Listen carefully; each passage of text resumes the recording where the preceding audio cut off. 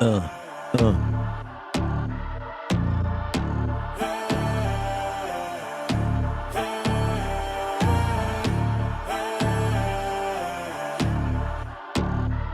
Yo, stand up, we gon' make some moves tonight. Yeah, stand up, got something to prove tonight. So stand up, we ain't gonna plan tonight. We gonna take action on our dreams and fight, alright.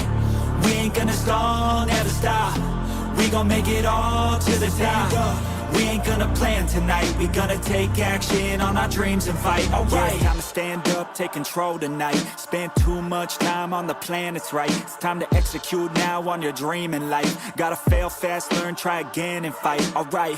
Pull the trigger, 6, 7 figures. Making that money from the drive that's in ya. Gold digger, making money quicker. Pain is good, make your skin a little thicker. It ain't luck, anyone that's at the top, no it ain't luck. It's a grind, it's a time since the day one. It's your mind deep inside, how you stay tough, how you get back up. You put the work in and it comes back. Multiply, stack, execute and you can take that. What you want bad, it's the truth, I'm the change that you can make fact. Yeah, I've done it, it ain't luck, I can teach you. Stand up, we gon' make some moves tonight. Yeah, stand up, got something to prove tonight. So stand up, we ain't gonna plan tonight. We gonna take action on our dreams and fight, alright. We ain't gonna stall, never stop. We gon' make it all to the top. We ain't gonna plan tonight. We gonna take action on our dreams and fight, alright.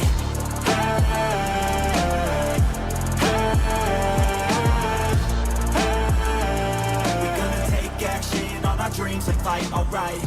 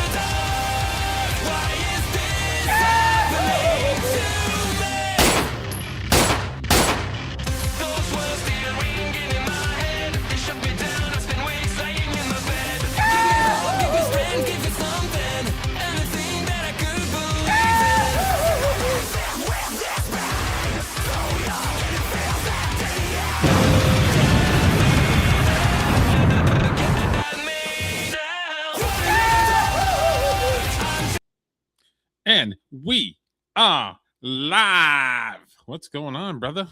What's happening, Derek? Chilling like a villain. Me too. Dealing with Wi-Fi issues.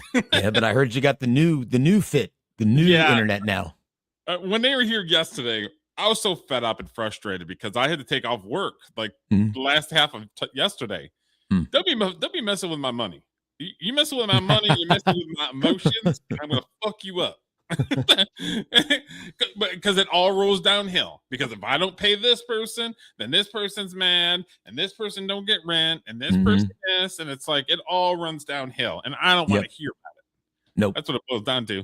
I don't want to hear about it. Not my fault. Nope. It's not my fault that becomes my fault. You know what I mean? Yeah, well, it's not your fault, but it's your responsibility is how that works. Yes. Landlord doesn't care what your problem is. He just wants his cash. Well, if he doesn't fix, well, so far it's good. But I'm just saying, if he doesn't fix it, then I can't work, and he don't That's a good point. So he can suck it. Well, hopefully it's all fixed. So when you get that behind you, I had a good weekend. I went to see Evanescence on Saturday, and they were amazing. Really? They were so good. Yeah. And I'm I not know even one a huge, song, "Bring Me to Life." That's it. They played that one, but they played a bunch of stuff off their new album, which I was not familiar with. Normally that would annoy me, but they were really good songs. So it was a good show. A lot of about half the crowd was dressed in goth outfits. You know, oh really? Yeah, because Amy Lee, the singer for Evanescence, she's kind of queen of the goths, kind of. Okay. So all the girls. Good. Oh, she looks great. Yeah, and she sounds. I mean, her voice is crazy good. So that was fun. Had a good weekend. Yeah, she looked great back in the day. That was when I was like, oh, hold up, what? Yeah, hold up, wait a minute. I like this song, and that girl's hot. That was my first reaction to them too. I'm like, oh, this is a good song. And then I saw the video. I'm like, oof, okay, I'm here for it. Speaking of singers. Singers. Yeah, I'm coming in blind today, Derek. I have no idea what you have on the docket today. Okay, so Corey Feldman. Awesome. I've got some Alan Jackson stuff because he had his last show the other day and a bunch of country people showed up and played on his last show. Okay. And then I got some random stuff. Cool. I love it. Okay, so Corey Feldman was on the Jamie Kennedy YouTube channel before Christmas. It was when he was with Dancing with the Stars doing all that shit. And he came crying, I guess, at like 2 a.m. for Jamie Kennedy to pull the video down because he was talking about like Michael Jackson and some of the stuff that he thought about that. And he was worried that the Jacksons were going to sue him. So he cried and had the video pulled down, or had Jamie Kennedy pull the video down. Okay. I think I remember that. Yes. He went back on the podcast the other day. Okay. Now, we're not going to, I got 4 clips from it. We're not going to watch the whole thing, but it was like, I wanted to kind of on the spicy things. How does it feel? Like, how do you feel being an FBI informant? Because he was saying that, what's up, Doc? He was saying that Jim and them and people associated with Jim and them are FBI informants, or paid informants to get in his way and irritate him. How do you feel about that? How do I feel about that? It's stupid. It's ridiculous. You kidding me? Jim and them, FBI informants. Okay, FBI informants, and he's like, "Oh yeah, there's like 3 or 4 of them that are doing nothing but making fun of me online." And I'm just like, "That's me. That's well, me." Are you an informant, Derek? I'm suspicious. Maybe, You're a fed. All right. Snitches get stitches, baby. Don't do it. Yeah, I saw a little glimpse of what I think we're about to watch on the show I like to watch called Who Are These Podcasts? Yes, they covered it. Drew and Mike covered it a little bit. So yeah, it's around there. But they were doing their live stuff before we were doing ours. So I'm like, okay, we're just gonna do like clips. Yeah, that's good. Comment about it. And then there's a clip of him at the studio just being Corey Feldman. So we're gonna talk about that. Sounds awesome. Okay. All right, let me pull the first one up. You know, there's a lot of people out there who don't. It feels like we're in an age where nobody cares about rights. Nobody cares about truth. No. Nobody cares about IP. Nobody cares about license. Nobody cares about all these things that we all kind of, we all were kind of secure with a false sense of security that we had certain protections in place that would protect our rights, that would protect our longevity in our businesses.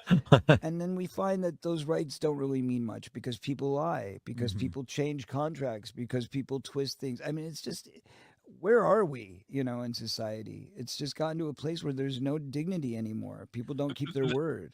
In my opinion, that is parents. Parents are not raising their kids to appreciate what they have. They stick a phone in their hand when they're like 5 years old, and that basically occupies said kid. See, I thought first off, shout out to Corey Feldman. I can't lie. He looks great for his age. I got to give him that. Yeah. Hair's on point. We'll give him some props, but there's a lot of not props. But that whole diatribe he just went on was full of sound and fury and signifying nothing. I think Shakespeare said that. It meant nothing. It was just aphorisms and cliches, and it just didn't. I don't know. I guess he thought it sounded smart, and Jamie Kennedy had to go. It was nothing. Yeah, it was a whole lot. People have been stabbing each other in the back since the caveman days. I don't know why Corey thinks it's a big deal now. Yeah, people do nothing but they're jealous. They're if jealous. You have something that they have that they think they deserve, or any of that stuff. Oh, they're jealous. They will backstab the shit out of you. That generally that thing they want is money or power. That's always the two things. Yeah, basically. So I don't know. Corey's just whining, bitch. Yeah. Bro, I say this all the time. It's like the people don't have respect for those who came before them. Right. That's true. I mean, it's crazy. The amount of stuff that I think we've got. See, there's two sides of that coin though, because people don't they don't respect who came before them, but they will sure fucking steal from them and then call it their own by sampling stuff or like writing words that are similar to what somebody else's words are. So it's like they didn't appreciate it, but they'll steal the fuck out of it. Well, first of all, there's nothing new under the sun anymore. Everything's kind of been done. So borrowing from ancestors is not that big of a deal because there's really a limited pool of what you can take from. But what's annoying me about this conversation and Jamie Kennedy's reaction, this gives me the vibe it's just like two stoners talking about shit they think is deep, but it's actually retarded. Deep. It's real deep. Gotten lost. People believe that attention online, views, followers is all that matters. Yes. Right. And that's, they don't even understand that's not a legacy, but they look at that bigger than a legacy. And that's the thing is like, oh, well, you're Instagram famous. Oh, you're YouTube famous. You're whatever. I mean, Loser. what? TikTok famous. Yeah. Who like, cares? hey, I mean, it's cool. Yeah. Hey. Okay, so I didn't clip that part, but yeah, he basically called certain people FBI informants. And Well, Jim and them, anybody associated with Jim and them are FBI informants. But here's the irony in this. It's Jamie Kennedy and Corey Feldman on a YouTube channel saying, man, YouTube, man, it doesn't matter, man. People don't want YouTube, man. You're on the medium, you jackass. Don't say that. Dumbasses. It's like movies, man. Where do you want me to stand? Okay, cool. Yeah, You know what I mean? that's Like, right. Yeah. But they're really sticking it to the man here. They're Yeah, no shit. No, not our Jim, Doc. Different Jim. Yeah, if you just Google or just YouTube Jim and them, and yeah, there's so much. Yes, our Jim deals in conspiracies, aliens, Bigfoot, pole shifts, and things like that. Jim and them really handle the weird stuff. Corey Feldman especially. Yeah. Cool, but It's it's great, like but it's not like gonna last. Did you build your career on it? Yes. Did you spend countless hours like slaving underneath hot 5 and 10K lights? Here's crying from Corey Feldman. I have worked on film sets and television commercial sets for 25 years. If he is not saying his line or standing on the piece of tape where he's supposed to be standing, he's in his trailer. Mm-hmm. He's not soaking in fucking lights and all this other dumb shit. This is very go ahead, Derek. I'm sorry. He probably has a stand-in. They're not going to have Corey Feldman under the lights. So it's like, give me a break. This is just him crying. This is posturing, and it happens a lot with these rich. And I'm assuming Corey Feldman has money. I would guess. His royalties got to be pretty good, right? With all the I think so. He lives pretty good. He got that mansion with them. Well, he used to have the chicks in it, not anymore. But it's typical Hollywood rich people trying to identify with quote the little people. Like, yeah. Corey, you're not a fucking you're not a ham and egger. You're not a lunch pail guy. Shut the fuck up and go read what they hand you. Hot lights, Julio. Hot lights. There's dudes walking on girders like 10,000 feet dangling from fucking cords. Right. 200 feet underneath their feet, underneath them, and he's just like the hot lights. Well, what a crybaby. Yep. It's being yelled at by directors, being yelled at by producers. Mm-hmm. The only time that you're yelled at by a producer or director is you don't show up on time and you don't know your damn lines. Shut up. Yep. And I would imagine the directors and the producers really don't come into the day wanting to yell at people. They would prefer everybody just do their shit so they don't have to yell. I have a schedule, and we're following said schedule. If Corey Feldman is not on the fucking set when we need him to be, I'm going to be pissed off. Yep. That makes sense to me. Nice and simple. Yes. It's not because it's Corey Feldman. No, I have a day to make. Get your ass to set. To go to school in the trailer while you're working on the set, spending your whole life instead of going to school and auditions, instead of going to school, going to auditions and working every day. I mean, when you've dedicated your life to something like that, that's called a career. Mm-hmm. When you make a couple videos and it happens to go viral and you get a bunch of offers, that's not a career. This is such a good. We're just peons on this side of the fucking track. Yeah. We're just a bunch of freaking peons. Corey sounded a little jelly there. He's all butthurt. Like PewDiePie can just put a video out and get 10 million views. That does, Okay, angry. Corey Feldman. If you're watching this, and you probably don't watch it, but you might have a minion that watches it to let you know what we talked about. I've been working since I was 16 years old. Right. I've never not had a job. I guarantee Corey Feldman has been unemployed because he's an actor and a terrible musician. I guarantee you it. I've had a job since I was 16 years old. Me too. Actually, 14. I delivered papers before I was 16. Nah, my parents were like, "Nah, we're not going to force you until you're 16." So that's fair. It is what it is. But I'm just saying, is he's the lights, and then dweebs online are making fun of me. Yes, we are, Corey. Yes, we are. And actually, my band is about as popular as your music is. So, what do you think of that? That's pretty crazy. It's not. Well, it's wrong, but I mean, it's not a lot wrong. Yeah. It's such a good take. It's so true. It's really also about that. Besides that, it's also, did you make something that's gonna last? Right. Did you make a cool movie? This gentleman below me has made multiple albums that last. I've worked in the industry for 25 years and made a movie that is on YouTube right now. Right, so, and that will be our legacy. We did something and created something, and we actually did stuff. Yeah. Mm-hmm. But he wants it. We're plebs. We didn't do nothing. Come on. Yeah. Well, I mean, in Corey's defense, he does. Listen, I will never hate on Corey for being passionate about music and trying it. I'm down with that, but I will roast the fuck out of him for sucking at it. Yeah, I mean that's what we're roasting. We're not roasting the attempt. We're roasting the product that sucks. Yes, correct. Or is it just 5 minutes? Yeah. Or did you make a series or an album? That is absolutely it. Because guess what? You made an album, and people don't seem to get this.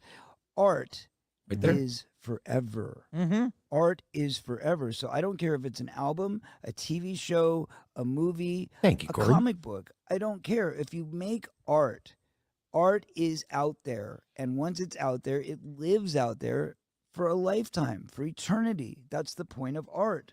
So that you can't erase it. You can't make it go away. But right now we live in a world where, okay, people become famous for not doing art, but just for being a personality. Mm-hmm. And now we also live in a world where we've got censorship that's destroying the art, and it doesn't live forever. Because Agreed. Coming from the man that I asked a simple question about a movie in the 80s that I thought that he should have been in because it was Chopping Mall. I asked a simple question about, I thought that Chopping Mall would have been great for Corey Feldman. I love that movie. And then somebody had posted something. I put 222 in the comments and he blocked me. What? Yes. He doesn't know the greatness of Chopping Mall. Clearly, he needs to watch it because that movie's amazing. I asked a legitimate question and he blocked me. So for him to sit there and talk about censorship, anybody that says boo that he don't like, he blocks. So wait, I'm fascinated by this line of thought. What made you think that Corey Feldman would have been great in Chopping Mall? I don't know. I just thought it was kind of a fun movie that he would have been actually pretty good. You sure you weren't trying to roast him? in Stand By Me, right? I don't recall. I don't remember any of the actors in that movie being famous elsewhere, but I don't know much about that. So I just remember the chicks were kind of hot. It was one of his co-stars in Stand By Me that was the lead. Well, I agree with your premise that Corey Feldman in Chopping Mall would have made it a little better, but he may have taken it as an insult, like it was beneath him. Yeah, like it was like, this pleb, I can't believe it. Oh my god, Chopping the hot lights. I mean, he was in Gremlins, so the Gremlins. That's true. Melting. now it's being censored, and it's being burned, and it's being thrown away. How much do you? It's not being burned if it's good. That's the thing. Well, and another point is he's a lefty, right, Derek? Isn't he? Corey Feldman? I don't know.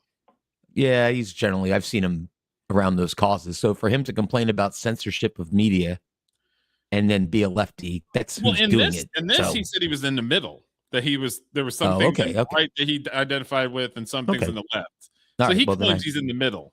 I stand corrected then. But it's one of those things where it's just like, I don't know. Wow. I hate people in the middle.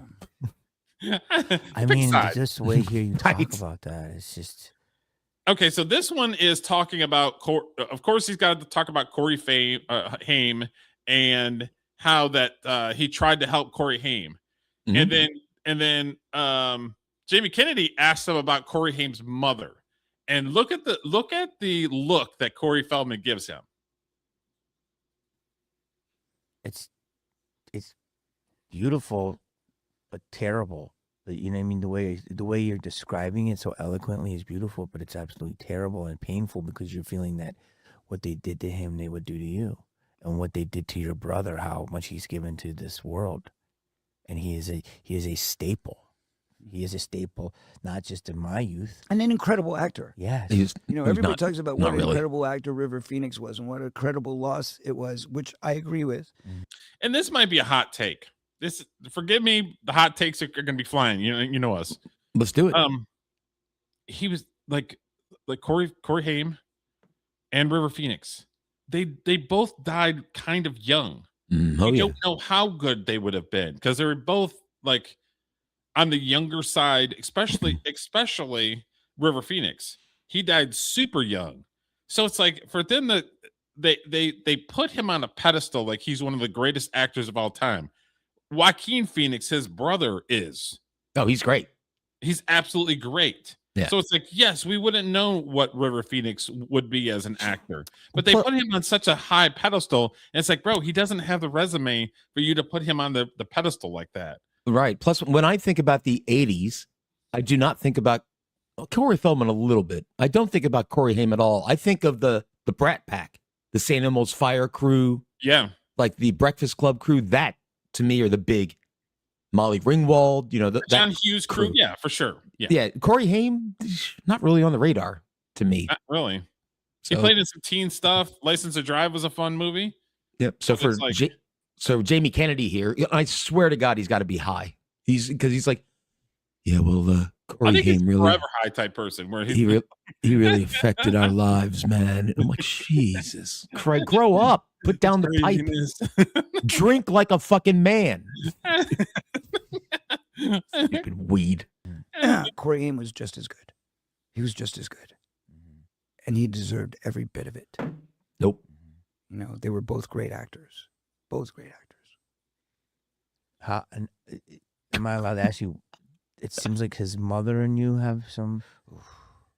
So, because you speak so beautifully look of at the Corey. disdained look, like right here. Look at this. That's how I react when somebody mentions my second wife. And then, Here's the thing. What's it look like? It's like a. Of course, everybody's going to say, well, in every article that mentions it, they always say, well, Corey claimed this, but Judy Haim claims this. So then it must not be true. Right? And then everybody says, well, if his own mother is saying that it's not true, how can you go around and say this? Here's my question. Corey admitted he was abused. We just don't know who he was abused by, according to him. Wait a minute.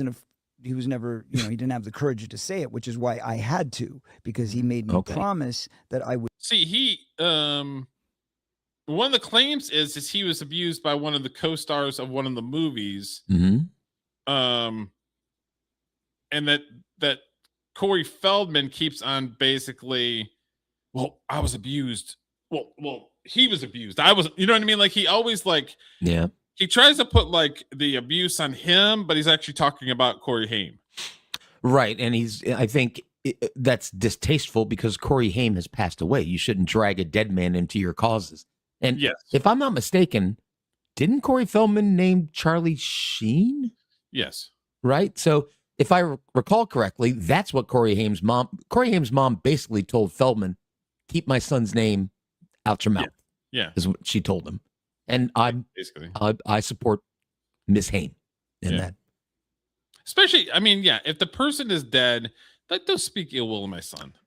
Yeah. Plus, if Corey Haim was alive, he might go, there's a little abuse, but I don't know. I kind of liked it. It's all right. It's no big deal.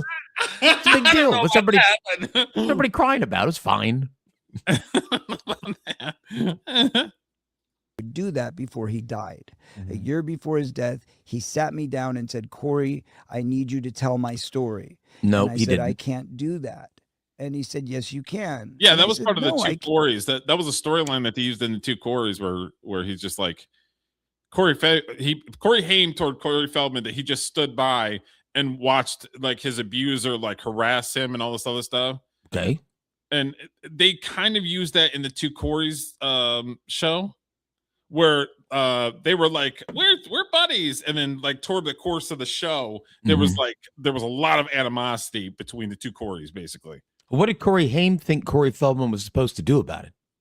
Who knows? Doesn't Corey Haim have parents that maybe should do something about it? Why is that Corey Feldman's problem? Corey Feldman's going to touch on that right here. Oh, good. Okay. All right. Yeah, you can tell it. It's your story. It's not my place to do it. Go write a book. Start writing. Okay. And he goes, I can't, man. I said, why? He goes, because he'll kill me. I said, he's not going to kill you if you write a book. He goes, yes, he will. Well, he might have. And he goes, but it won't matter in a year because I'll be dead anyway. I said, why are you going to be dead? And he goes, I don't know, but something tells me I'm going to be dead in a year. And he goes, so I need you to promise me you're going to tell my story. I said, Corey, you're not going to be dead in a year. That's ridiculous. And he goes, dude, we're taking a year off of our friendship. That's per you. You wanted to take the year off. I'm just telling you in 1 year I might not be here. Wait a minute. So This is the last time we see each other. So 2 guys who were friends decided to take a year off from the... That is gay as shit. So what guys have you ever met that have ever done that? Hey, bro, I don't know, man. I'm feeling a little overwhelmed by you, bro. So I'm finna take a year off, bro. Yeah. Can you imagine? Jesus. I want you to give me your word right now that if I'm dead in a year. So dumb. You know, Julio, I'm not going to see you till next Tuesday. And, you know, it's not you, it's me. And I'm going through some things. And Derek, you might want to sit down for this a minute. I've written a statement. I need to tell you. It's, I've written that statement. That is gay make shit. sure that I didn't like the way that you made fun of Corey Feldman on this day. I didn't like the way that you made fun of my music on this day. You didn't put the dishes away on Thursday. The trash is still sitting. I saw you on the freaking camera that you didn't put those damn dishes away.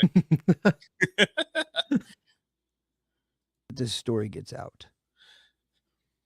So I said, okay, Corey, if you're really dead in 1 year, I'll tell you a story. And that's how it happened. That's how it happened. But that said, when people ask about Judy Hay, my response is this. Were you shocked when he passed? Hold on. My response is this. I love that. Where was she? Where was she? Why is it my responsibility? Why do people want to say, oh, well, you were 14 and you introduced him to this guy, or you did this or you did that? Was I his parent? Or was I a kid that was... See, Corey Feldman has this thing where if there was something that he didn't agree with when he was younger, it's abuse. So he looks at it like, well, they overworked me and I was under the hot lights and I didn't get to go to school, to a proper school. Yep. He looks at that as abuse. Victim mentality, I guess, maybe. Yeah. So I did like when Corey Feldman wasn't done his statement and Jamie Kennedy tried to interrupt, and Corey Feldman basically told him, how about you shut the fuck up and let me finish, you fucking stoner. He did it with the politeness, though. Well, no, kind of, yeah. Was also being abused. Why do they want to throw the blame on a kid? No, he's not wrong. Who throws the blame on a kid who's being abused and says it's his fault? That alone is sick. That alone is gaslighting. So again, I mean, he does spit facts right there. I got to give him some facts right there. I'm Team Corey right now. Go to the source. Where was the mother? Why would she have him alone on a set? Why would he be running around from adult room to adult room in the middle of the night at the hotel? Why would she have him out in the middle of the streets getting drugs? Well, I mean, like if that's all true, into a new album, which is what we decided. Who knows? So it's Corey Feldman. Instead of doing the 30 that's a good point. We're going to go ahead and I'm an idiot. You're right. Album. I mean, I do agree with him saying that. Like, why would he throw it on Corey Feldman? Where's Mom at? Yes, hypothetically, if everything he said was true, he would be correct. But you're right. Corey Feldman is not the most reliable narrator, I would say. Yeah. Do a movie? Do you have a movie or something? No, I'm trying to get an album idiot. together. I know you're doing your music tour. And your tour. As far as the movie world, what you know damn well we're going to cover his tour. Oh, I can't wait. I can't wait either. do we have going on right now?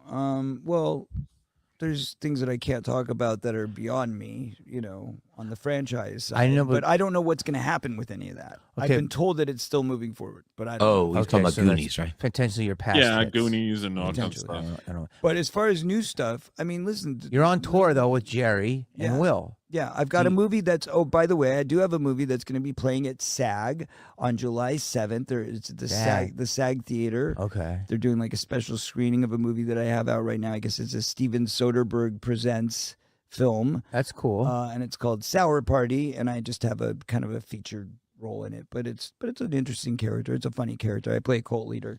That's pretty funny. Fitting, huh? I'm actually fixated on Jamie Kennedy. What a dull interviewer. Like there's no energy in him. He's not like a. He's just like SAG. Like, yeah, the Screen Actors Guild, you dumb pothead. Yeah. I give him a little leniency because he's not a host. Like, yeah. Well, no, he's clearly not. I agree with that. yeah. Not typecasting. So are you Against type. against I guess type? you could say. So all right, my question is oh God, dude, I just had it right there. You're doing your album, your movie, but Jerry was just here. Yes. And he Jerry. says you guys are having crazy, amazing screenings. So is the Stand By Me live events happening all the time? Or I mean, what kind of crazy, amazing streaming is literally just like, here's the movie. Yeah. Well, don't Okay, they do we're like? done. See ya.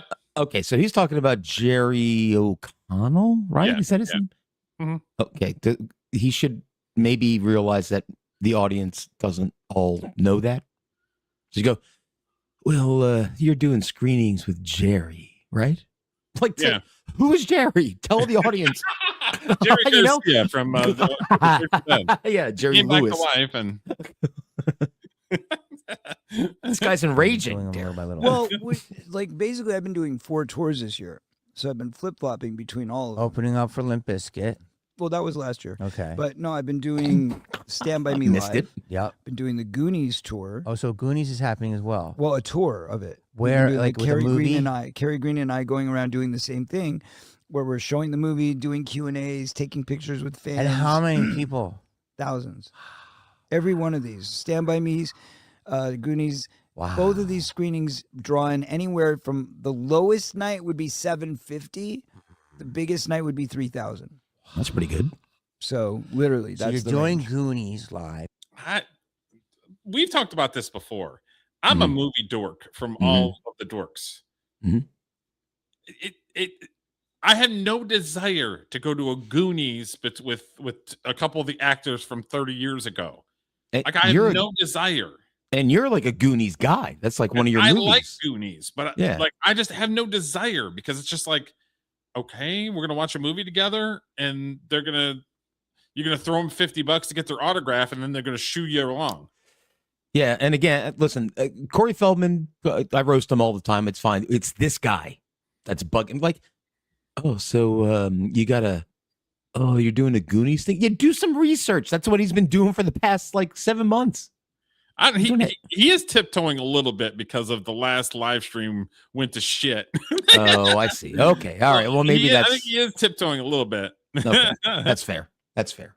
If you're Goonies doing- Live, Stand By Me Live. Then we've got the Fan Expo tour that I'm doing right now, which is, Fan Expo, right? Yeah. Those they signed you for a bunch of them. Yeah. And then you're For a doing music. contract of 10 of them, and then the music shows that we're trying to set up for the summer. So yeah, busy. Dude, I love cons right now because I feel like I'm fortunate enough to be a part of some cool stuff. Yeah, And I'm at the point in my life. isn't it great? Don't you just love meeting the fans and going out there, 100%. And I've hearing been all there. the positive affirmation? Yes. you know. And it also I helps just a like lot. it's like cool because we're like living, even though he's doing a lot of stuff and I'm doing stuff, just because I'm not in a Paramount movie right now or whatever doesn't mean we're not doing stuff. Right.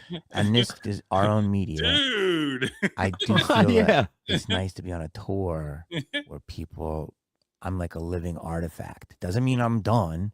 Right. But it's people want to see us. And it's like a positive thing because everything is digital. And everybody's doing it. And I love by the way. fact that you are getting your flowers. And I like that I'm getting flowers. And a lot of people that I respect and that the business like you said in the beginning of the pod, that is overlooked are getting their flowers. There are people, but Matthew Lillard is someone that the business overlooked for a decade.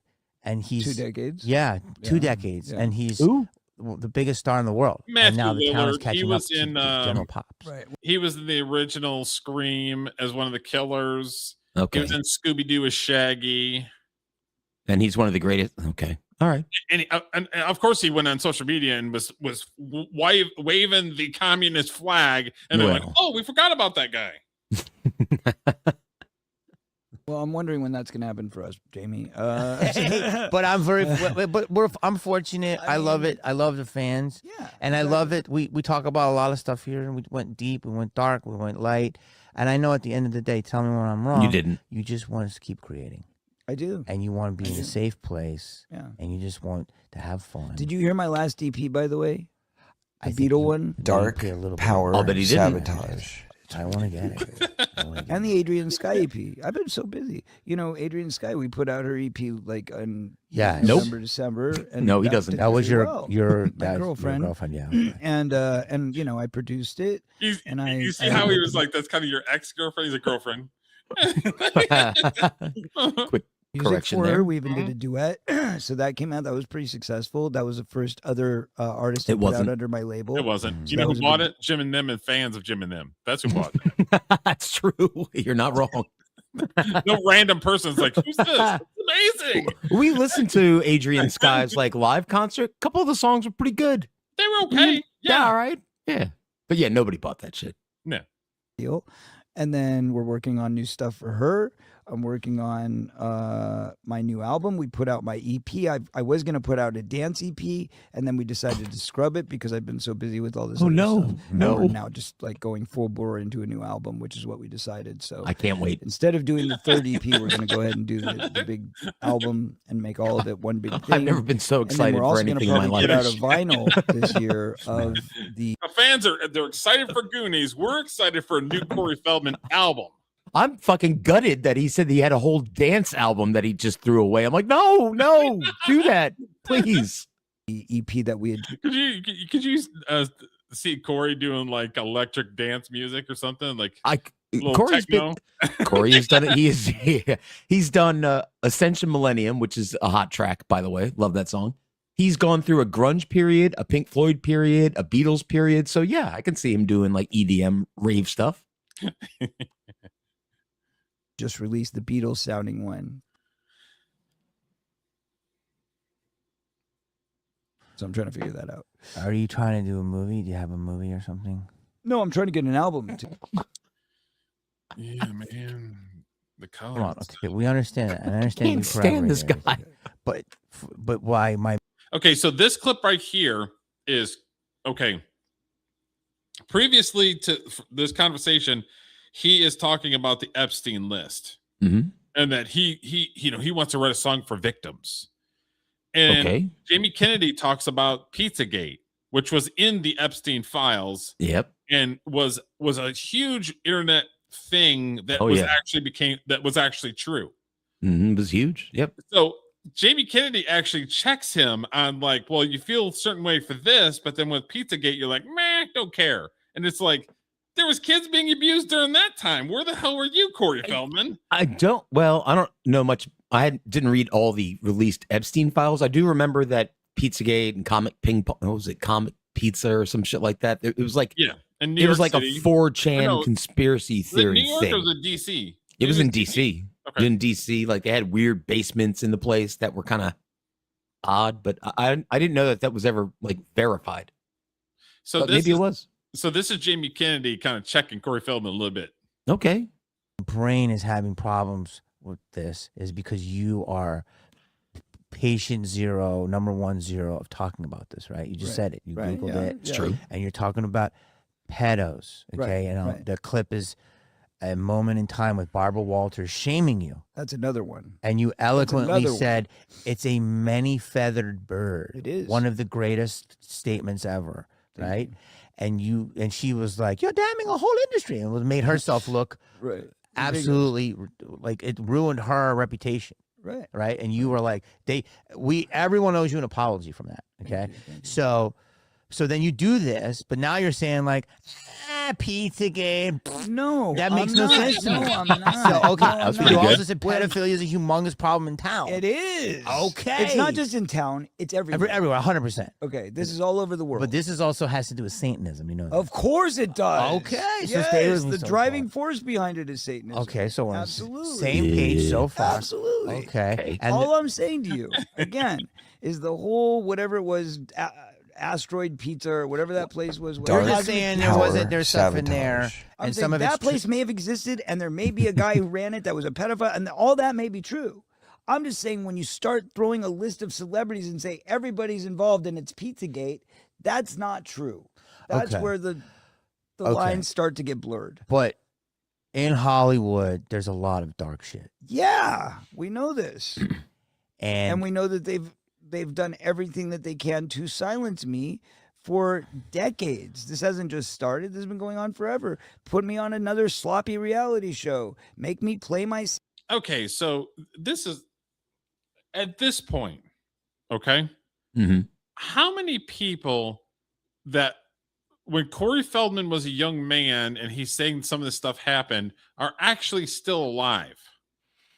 Because Corey Feldman's in his 60s, right? Yeah. Yeah. It's up around there. Yeah. So you're talking about the 70s? It must have been. Yeah. How many of these people are actually alive anymore? Not that many. The window is closing to name people. That's why, like, when Matt Lauer interviewed Corey Feldman and just straight up said, well, I don't know, like, why don't you name these people? You got a mic? Yeah. I always like that. I'm like, yeah, why don't you name them? What's the Yeah, matter why with don't you? say something?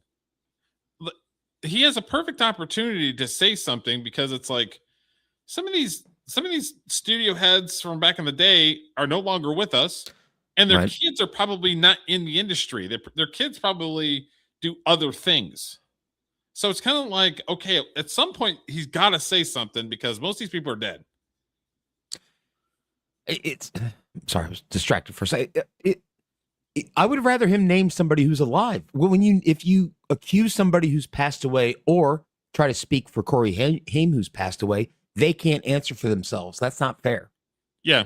Because I could say, yeah, George Washington used to blow 7-year-olds. Well, he's not here to defend himself. Yeah, exactly. And why is it that you don't hear anything from the very people that you said earlier? The Molly Ringwalds, the John Cusacks, why don't you hear anything from them saying there was some messed up stuff? Because they're the same age as Corey Feldman. Yep. I don't know. Why didn't you hear anything from them? They don't say anything about it. I'm not discounting that this sort of thing happens in Hollywood. I'm not discounting it either. And you would know better than me. I'm sure it does, right? But I don't like that Corey Feldman's like just stringing. He's like that commercial was a Geico. Ooh, you almost had it. The guy with the dollar bill. Yeah. He's like, shit or get off the pot, as my grandmother used to say. Yeah. Because it's when I think of him, I think, oh, he's the guy who knows all the guilty people that are raping children and he won't say who they are. That's not a good legacy. That's not a good legacy at all. Nope. And Ascension Millennium, which is a pretty good legacy. I have to balance the two. Well, you don't have to do that now. I don't, because I made the choice. And in the 10 years that I was in LA, I never saw weird shit. It was mostly like pot smoking. Well, yeah. But it's one of those things where there's different levels to it. Mm-hmm. You got the elites, and then you have the people that are just working actors and working production people. These people down here, the working actors and working production people, are just trying to survive. We don't have time to try to schmooze with somebody that's like a dark person because you're trying to make that. You're trying to make money. Yeah, well, that and you've said this before, Derek, when we've spoken about this. Like, it's not like you were hanging out with hobnobbing with the elites over there. You were like a 9-to-5er. Yeah, I was a working production person. So you wouldn't have seen this type of thing probably anyway. I saw a little bit of drugs. I saw a little bit, but you would see that if you went to a party. You know what I mean? Like, I didn't see anything like off-putting where it was like, oh no. But I wouldn't put myself in that position, but I never saw anything just kind of walking into something. I saw more in Detroit than I saw in LA. Really? I had a okay, so okay. I had tell. I had a very famous Detroit DJ that I used to listen to when I was a little kid. Sure. And so she was I didn't look up to her, but it was like I remember listening to 96.3 when I was a little kid and her, playing songs. So I remember that. Yeah. Fast forward till I was like 22 or 23. I went to a party. She was there. I got to meet her. And I was like, oh, I remember, listening to her when I was a little kid. Yeah. Then we went to a different thing and they're doing freaking blow everywhere and like all this stuff. And it's just like, I saw more shit in Detroit than I saw in LA. All right. So it's like, I know there's dark shit out there, but it's like, I saw dark shit where I wasn't looking for it. There's degeneracy everywhere, Derek. So I hear that. Hear you. I made the choice that I would rise above it and not do it. But you know what, Jamie? And you remember this. I came into your office and had a meeting with you back in the early 90s. Do you remember that? Yeah. Yeah, you wanted to develop a show with me. And we started talking. You had me come in. I took a meeting with you. You were on some lot. You had a big production office. Maybe it was the early lot. 2000s. Is that when it was? Yeah, I think so. Okay. Okay. And we had a meeting because at that time it was like, hey, I'm still trying to make my career happen. I'm still trying to do things. That's true. And it became very obvious to me that was never going to happen. It was never going to happen. They decided you're done. But they are. But they're in. But now the public is keen to this shit. It doesn't matter. And the studios still run the deal. Less and less, buddy. What do you mean? Okay, well, are you working? I'm right. Well, not regularly, but I'm working. Have you been hired recently by a studio? That's true. No. But what roles are there? I'm not trans. Come on. Give me a break. What roles are there? A million of them. We're not Tell trans. me. You could play a cop. You could play a buddy. You could play an uncle. Okay, so here's the thing: is when I moved to LA 2008, the writer's strike happened, and then it was either before I got there or after I got there. AOL had bought Warner Brothers in Burbank. Okay. Can I actually? No, Sure. No, never mind. You're right. I remember AOL Time Warner. I don't remember AOL Warner Brothers, but I'm wrong. It could have been Time Warner, but they're all part of the same company, right? Yeah. Okay. You're right. So back then is when it kind of started where a lot of tech companies were buying, or online companies were buying tech companies. Oh, sure. And production studios. Mm-hmm. A lot of those people don't know anything about making movies. But they hire somebody to make the movies for them. So it's like a lot of times they bring in their boys. So it's just like, well, I worked with this guy and I like him, so I'm going to bring him in. That's fair, though. It's less opportunity from somebody on the outside. Even if you're not on the outside, but you're a working person, you don't have the resources to be able to go over to this place and meet another person because you're worried about paying the bills on this other set. So there's not much. Not much of an opportunity to network yourself into a different position. Correct. And everything's like not nepotism, but I got you. On the other hand, though, if I was going to make a movie or something or a record, which I did right there, I would want the guys I trust to be part of it. Like so that makes sense to me. I'm like, why am I looking for new people? I got my boys here. I'll just do it with them. Yeah. That kind of makes sense.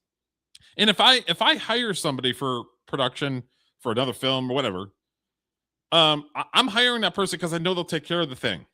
They're not going to come to me every 5 minutes with some problem. It's like, no, I hired you because I know you'll take care of it. Like you've made a movie, Derek, and if you made another one, are there people that you work with that you would want on your next movie? Probably not. I'll probably pick up some new people or whatever because I did most of it. Because the people the people that were working with me they didn't live in LA. They lived in Georgia. Oh yeah. So it's like they don't know, like they didn't get the crash course on how to make a movie. And I'm not trying to disparage them, but they didn't. Yeah, I got you. I know you had I don't want to get into it. I recall you had a co-producer that was part of it. Yeah. So it's one of those things where it's like, I was the driving force. But you have to have a driving force no matter what, because the shit won't get done if you don't. Ships only need one captain. I agree with you. if you weren't out there hustling for the prominent citizens, would that album behind you have actually gotten done? No. It's true. You're right. But your other bandmates and the people in the production field should understand that there are people that are hustlers. There are people that are just better. You're right. Let them run the ship. That's why my band doesn't exist anymore. But you're right, Derek. I agree. This is just a kind of a small example. I've been having Wi-Fi problems since the last live stream we did, and I talked to the landlord. He's like, I'm like, I don't know anything about it. You can call him up. I had 2 different texts coming to the house in 2 days. And the other roommates are basically like, well, why are you messing with it? It's because it's my livelihood. I'm a bull by the horn type person. I get shit done. Yep. So it's like there are people that are like that in the world where this guy gets shit done. Give him the ball. You know what I mean? I agree. You got stuff you got to do, man. Yeah. You expect people to support you if they're in that position. If I just kind of was like, the landlord's going to take it. That's one day I can't work. Yeah. It's another day I can't work. There's another day I can't work. You expect people to take their responsibility as seriously as you take yours at your job. You can't get a call where most you work. people are not like that. And you don't put it on a resume because most people are just like, well, he's not black. He's not trans. So next. Well, but like at your job, if I called you and said, my widget isn't working, your response wouldn't be, well, that's not my problem. I'd be like, well, no, I don't have that mentality. It's not my problem. Let somebody else do it. I don't have that mentality. Mm-hmm. You could play a dad, you could play a... But hold on. Come on. Give me a break. Corey, you're a good actor. You can play anything. But I'm saying is, I'm a thing. You're a thing. So you as a cop, they're not going to go, there's a cop. They're going to go, there's Corey Feldman. Why is he playing a cop? No. Yes. No. That's an actor, bro. No, I understand. If you can't suspend disbelief, I understand that. But what I'm trying to say is... That's your job. Okay. I'll name 3 movies right now. What were you going to be in Hail Mary? What role? I haven't seen it. Okay. What role are you in the Super Mario movie? Okay. One of the Mario Brothers. Okay, well what I'm trying to say is there's not as much opportunity. So the town why is there not as much opportunity? Because they're making 10 million movies less. Okay. Yeah. And the town is completely different. I mean, in the 70s, 80s, and 90s, they were making thousands and thousands of movies each year. Yeah. It does not happen. And it's like, well, no, there's more streaming services. It's like most of that stuff is shot overseas. Mm-hmm. Plus, I do enjoy Jamie Kennedy's actually now starting to push back. So I appreciate that. I do have a question though. When Corey Feldman says he was going to be cast as one of the Mario brothers, how many Mario brothers are there, Derek? Do you know this? Right. There's 2. Yeah. there's not Giuseppe. It's Mario, Luigi. But that's it. Marco, Giuseppe. Well, Corey Feldman's gonna have to eat meat or something, get fatter. So he's not... different. You can't just write it off to that. How about writing it off to the fact that they're not even using half of the great talent that's out there? 1,000%, but they're also not making the product. Instagram social personalities that don't know how to act. Yes, but Corey, they're not even making stuff. Like, I don't care about a lot of stuff right now. I mean, they just right on, brother. Movie, I agree with that. That's I don't know what role. Okay, what role could you? What role? Oh, this right here. And they made the Michael. Everybody's black. What role do you expect me to be? Well, reasonable. The only role I could have played was the Miles Teller role. There you go. Why didn't you get it? Why didn't you get an audition? Because I don't have a good rep for that. Oh, see, you're giving excuses to everybody. Well, what should I say then? What you should say is you're being over. But he's saying the same thing that I said. When I'm a production person, there is no reps. I'm the rep. Right. These people have teams that are working for them. They could be shitty. They could be good. I don't know. That's the world that we live in. But it's one of those things where it's like they have representation. I have never had representation. I have to hustle my ass off. Mm-hmm. Mm-hmm. So it's like, again, they're speaking from a world that they don't know. No. Overlooked. Yeah, I'm being overlooked. Right. But I mean, if I had a rep chomping at the bit, but maybe they just had Miles. Why don't you have a good rep? Well, I got rid of them. Why'd you get rid of them? Because they stink. Because they weren't getting you work. They stink, yeah. Because they weren't getting you work. Yeah. So this is how it happens. Mm-hmm. This is the cycle. They stop working for you. They stop getting you the opportunities. You go, oh well, I can. But I do don't better, think it and was you get rid anything of 'em. nefarious. Because they're FBI informants. Just remember that. Yep, you've cracked the code. You're right, I'm Derek. just telling you. Wait, hold on. I'm just I'm saying, saying you get is rid of I've them, had you I've get had rid a- of them, and then all of a sudden you can't find another one that wants to pick you up that's of equal value. No, if I, No, because there's okay, Corey Feldman. I'm going to push back on your ass. Okay, go ahead. So there was a movie that came out with Tom Hanks in it. One of my favorite actors. Okay. Denzel Washington was also in it, who was also one of my favorite actors, called Mhm. Philadelphia. Yeah. Tom Hanks plays a gay guy who gets AIDS. Mm-hmm. And this is when it was taboo for gay couples and all kinds of stuff. In 2026, Tom Hanks, who is arguably one of the top 10 actors of all time, would not get that role in 2026 because he's not gay. You have a good point. They would That is make sure. that's part of the problem. Is it's Yeah, Tom they- Hanks, who's a multi-Academy Award-winning actor, would not get that part because he is not gay. They'd say, well, we'd love to cast you, Tom Hanks, and you're a great actor, but you don't actually have AIDS, so you can't play the role. Yes, that's the problem. Is these people that are making decisions suck and don't know what the fuck they're talking about at all. So I do agree with Jamie Kennedy on a lot. I mean, he's an actor, I'm a production person, but it's kind of parallel. You know what I mean? Jamie Kennedy started out slow, coming in hot now. Okay, yeah. I'm back Right, around on him. But I don't believe in the town like you do still. I think the town is complete bullshit. I don't believe in it at all. Okay, well, let me say something to you. What do you mean? There's not as nearly as many roles as there were. That's just a fact. Okay, so Corey Feldman says he doesn't believe in the town anymore, but yet these dark entities are preventing from him getting anything because see the circle of bullshit that Corey Feldman throws out? Yeah. He doesn't believe in the town, but the dark power sabotage is coming to get him, or the people that he don't think is real anymore. There's always some sort of like a boogeyman or sort of Damocles or somebody for him to blame for everything, but he never names them. Yeah. Can look. I think there's way more. Because guess what? We Not have a of million. shit that you we have care a about. million. No, but we have a million. I don't streaming want to just shows. work. There's a million streaming I channels. would rather be. Yeah, but I don't. Honestly, We had- Corey. wait, think honestly, about it. Corey. Think about it. honestly, Corey. Take you I don't back give to a fuck about that. 1995. Hold on. I don't want to be on Take- something that no one's gonna fucking see. Listen, people aren't gonna take see it half back of this to- shit. Okay, Yeah. tell that to Harrison Ford. Tell that to all these Harrison people. Ford is fucking on. He's on 1923. 1923. No, he's on that new show. He's on that Apple TV show. What I'm saying is, I don't give a fuck. Well, that to went work nowhere. To work. I'm very fortunate. Like, look, I don't either. Yeah, That's why we're you- both here. okay, That's why we're sitting here on a Tuesday afternoon. Okay, but let me explain something. Jimmy frustrated. Listen, You got him fired up. Corey Feldman got him fired up. He did. Like Jamie, you it's like are in Jamie's Lost activated Boys, now. besides many other things. Let's just say Lost Boys and Goonies. This is it. Plus so much more. Okay? And you were in Scary Movie and Scream. But thank you. Scream. I mean, Thank you for sorry, knowing. sorry, So sorry. listen. Sorry. Fucking Also, roasted. I do And we've the made correct stuff. Okay, that's a pet peeve in the industry. That if you the actors, the working actors and the faux celebrities that I've met over the years, okay? They don't want you to kiss their ass.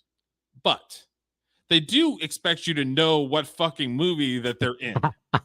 I like You it. see what I'm saying? You don't have to I kiss their do. ass, but you can't say, well, you were in a Scary Movie when he was in Scream. You think Corey Feldman knew? Was he just roasting him? A little banter there? I don't think so. I think he fucked up and he just You kind of think like, so? I like to think it was on purpose. Oh, Mark. you know that's going to be a commercial right there. You meet Mark Hamill. He would probably take offense if you didn't understand that he is fucking Luke Skywalker. Yeah, I wouldn't go, oh, Mark Hamill, dude, you were in fucking Star Trek, right? Exactly. So it's like they don't want you to kiss their ass, but at least know what the fuck that they've done. Well, but to spin it back around to Jamie Kennedy, he didn't even take the time to read a Wikipedia article about Corey Feldman because earlier he's like, oh, you have music? Like, yeah, that's what he's been doing for years. Like I said, I think he was sort of like You because said he took the podcast down before, so he's sort of like watching his words, and then now he's fired up. Yeah. All right, he's making a comeback. I like it. Thank you, Corey. Appreciate it. I really, so embarrassed. Corey. I'm so sorry. Jesus God, don't make me. I know. I know Stop a lot it. of people do. I mean, I'm sorry. All right, listen. I'm sorry. What I'm trying It's to say the parody. For those of you who I don't know, agree. it's the You parody have of your his movie. 100%. You were in the original. Yes. That's the point. And you're in a lot of great movies. I know. And TV shows. And I don't give a fuck if I don't work unless it's going to be something great. Out of the best Good. pictures this year, maybe 3 I knew. Right. So I think they're just making a lot of filler. They're making a lot of crap. Yes. But they're making it. Okay, let's just stay there. And So they're coming making a lot of overseas. stuff that I don't think matters. I don't think the general pop cares. I think the viewership is down and the money is not the same as it was. Can I go and fight for it? Sure. But there's also directives now where a role, they won't see me just because I don't fit a certain, I don't have a look of like, I'm white. That just happens. There's other things. They want to see me for a gay role because they said I'm not gay. And my agent goes, he can act gay. And they go, we want a real gay person.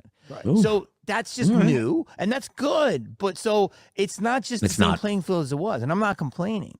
But no, you have a point there. All of this there's has been definitely bifurcated. The discrimination of I can't play a Mexican guy. Yeah, I can't that's play bullshit. a black. When Shia played a Mexican guy in that movie, he was fucking amazing. Right. Hey, listen, I played in and New he grew York. up in I East played LA. Italian. I've played Mexican. I've played, Englishman. I mean, this is what I you know. do. This is what it's called acting, right? Yes. Yeah. So it's like, listen, Jonah Hill, I don't want to fucking put people on blast. He just made a movie for Apple TV. Have you heard of it? No. Exactly. Do you know who's in it? No. Cameron Diaz, Keanu Reeves, Jonah Hill, and a lot of other people. Do you know how much they paid him?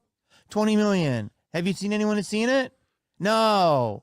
So it's like, I'll take $20 million to go do a movie nobody can watch it. I don't care. Of course, but to say, well, he's not wrong there. I mean, he's not wrong. I mean, Nope. But Jamie- Corey Feldman's the first one to say, "Oh, I'm my legacy, and I want people to understand that it's from the heart." That's but then true. he's like, "I'll take the 20 million." Yep. Jamie Kennedy, though, slow burn, long fuse, big bang. Now he's on a roll. Yeah. I agree with everything he's saying. they're making, but Jonah deserves it. He's made Superbad. He's made so many amazing movies. Yeah, But he's a great actor. But to say, Not really. to just the whole business has changed. So for you to act like the business not changed is crazy. I'm not saying and it you're hasn't changed. You're making No, me no, seem no, like no. I'm bitter, which I'm not. No. What I I'm wanna saying do to my you is own that thing. there's a million opportunities, and there are. It may not be what you want, but there's a million opportunities. Yeah. So That was good. I enjoyed Yeah. that. Jamie Kennedy he says, well, I'm not angry. Dude, you looked a little angry to me. I'm just saying. yeah, you looked a little angry.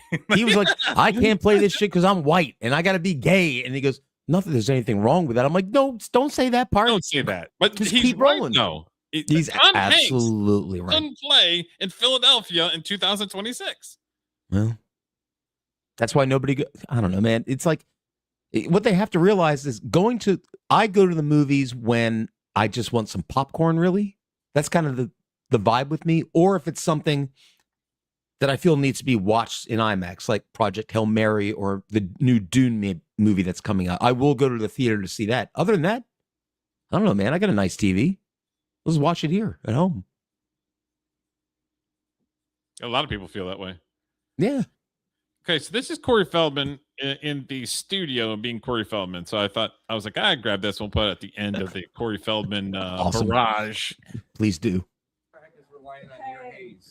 What was that? Say that again. The whole track is relying on Aubrey. Okay, so this guy right here, I believe that's his son. The one right here. Is that Zen?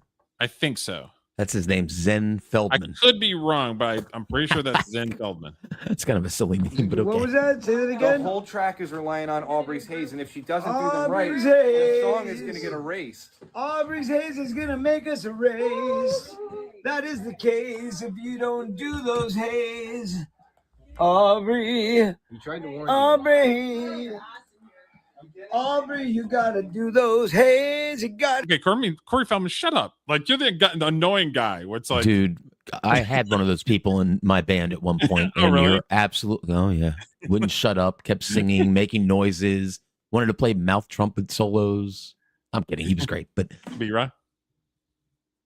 Hey, Rob. an A when you try to graze on those A's. Hey, hey, hey, hey, hey, hey, hey. Get those A's. Okay, Corey Feldman, less jaw and more paw. Get the fucking work. Yes, that would be annoying nonstop in a studio environment. Yes, Don't it do it would. like Grace, because that would be a little alien weird shit, you know. Well, it's almost like it's late and he's like slap happy, so he's just glomming onto whatever he can, like the haze with the haze, and it's like, bro, You're down. You're kind of on point on. There have been sessions where it was like 1 o'clock in the morning, and maybe we were all a little drunk, and we did shit that we thought was funny as hell at 1 in the morning. Yeah, and then listened to it the next day and went, nope, that was actually kind of dumb, actually. But I always hated being the sober one when you had a bunch of drunks. You're not having fun at all, because it's like what they think is funny, you're like, that shit was fucking dumb. I have been in that situation maybe once or twice in my life, but not very often. All right, I gotta take a quick break. I will be back in 60 seconds. Right? But I will listen. Right, Greg? No, Grace? Yeah. See, I knew he'd agree. Yeah, see, Greg actually wants to fucking work. He's like, okay, shut the fuck up. Let's go. Greg probably wants to go home. Be right back. So yeah, that's our Corey Feldman hour with a bunch of good stuff. And he did have a couple things in the interview that I actually agree with, but then when he pissed off the host, then I mean, yeah. There's a lot of good stuff in there too that I completely agree with. And it's sad that you like actors that are Academy Award winning actors can't play certain roles because they're not lesbian or gay or whatever it is. Kind of wild to me. Kind of wild and crazy stuff.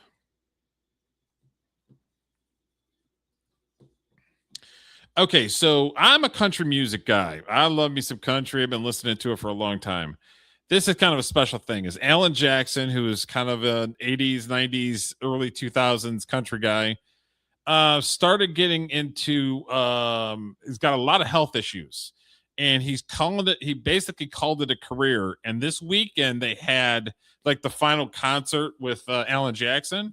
And you could tell that he is having trouble like walking and standing and everything. So there's some clips with that we're going to watch. I love me some Alan Jackson. So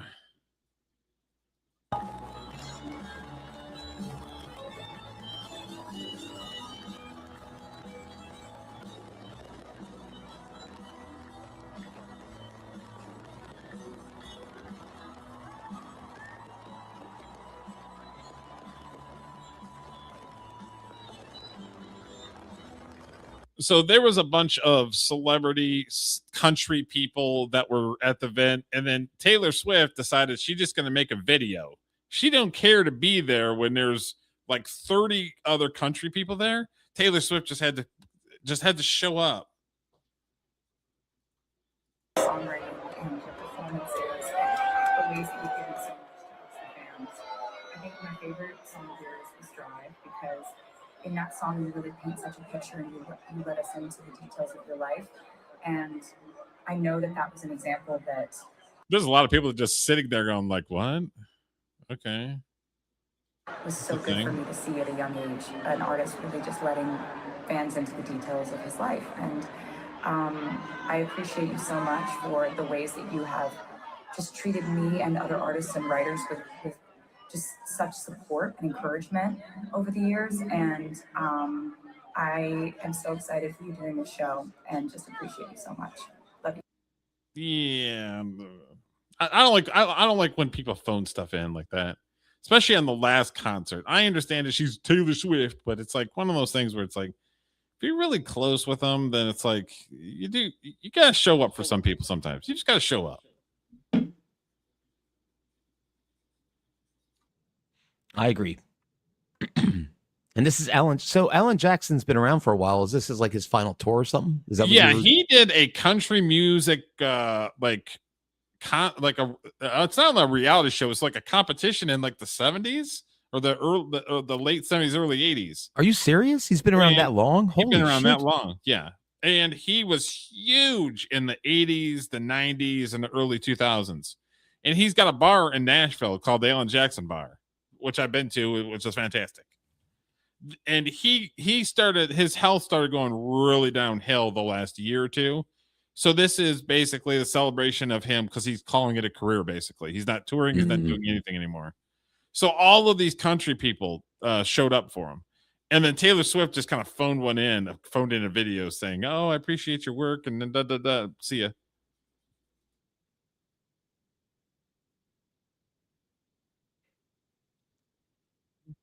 Well, good for him. Good career. I thought I had no clue he's been around for that long. Yeah, he's been around for a very, very, very long time. Give me a song that he does. I don't know country music. Is there like one popular song that I would know? I don't know if this is one of his hits. Okay.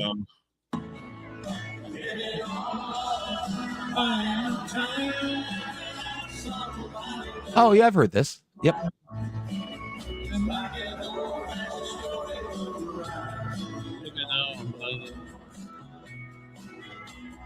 It's simple.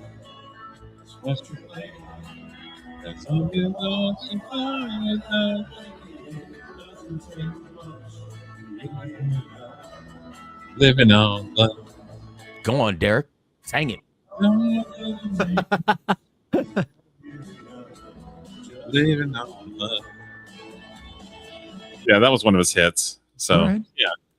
And then this, hear that at the bar I ran used to play. Oh, it's huge. I mean, yeah, it's one of those things where it's like if they play top 40 music, you're playing that song and a couple other songs that he had. So at my bar, it was a lot of our clientele was kind of rich families from across the street, and they were pretty much MILFs. It was like MILF Central at my bar.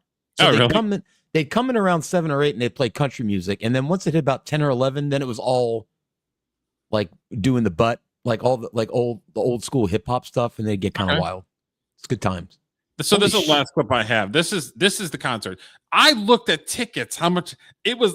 $500 and up. What to go to this concert? Alan Jackson's last concert. That's insane. Nah. Look at all the people though. That's yes.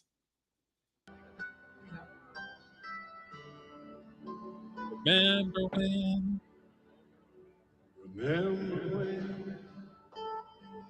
He did that after 9/11, this song.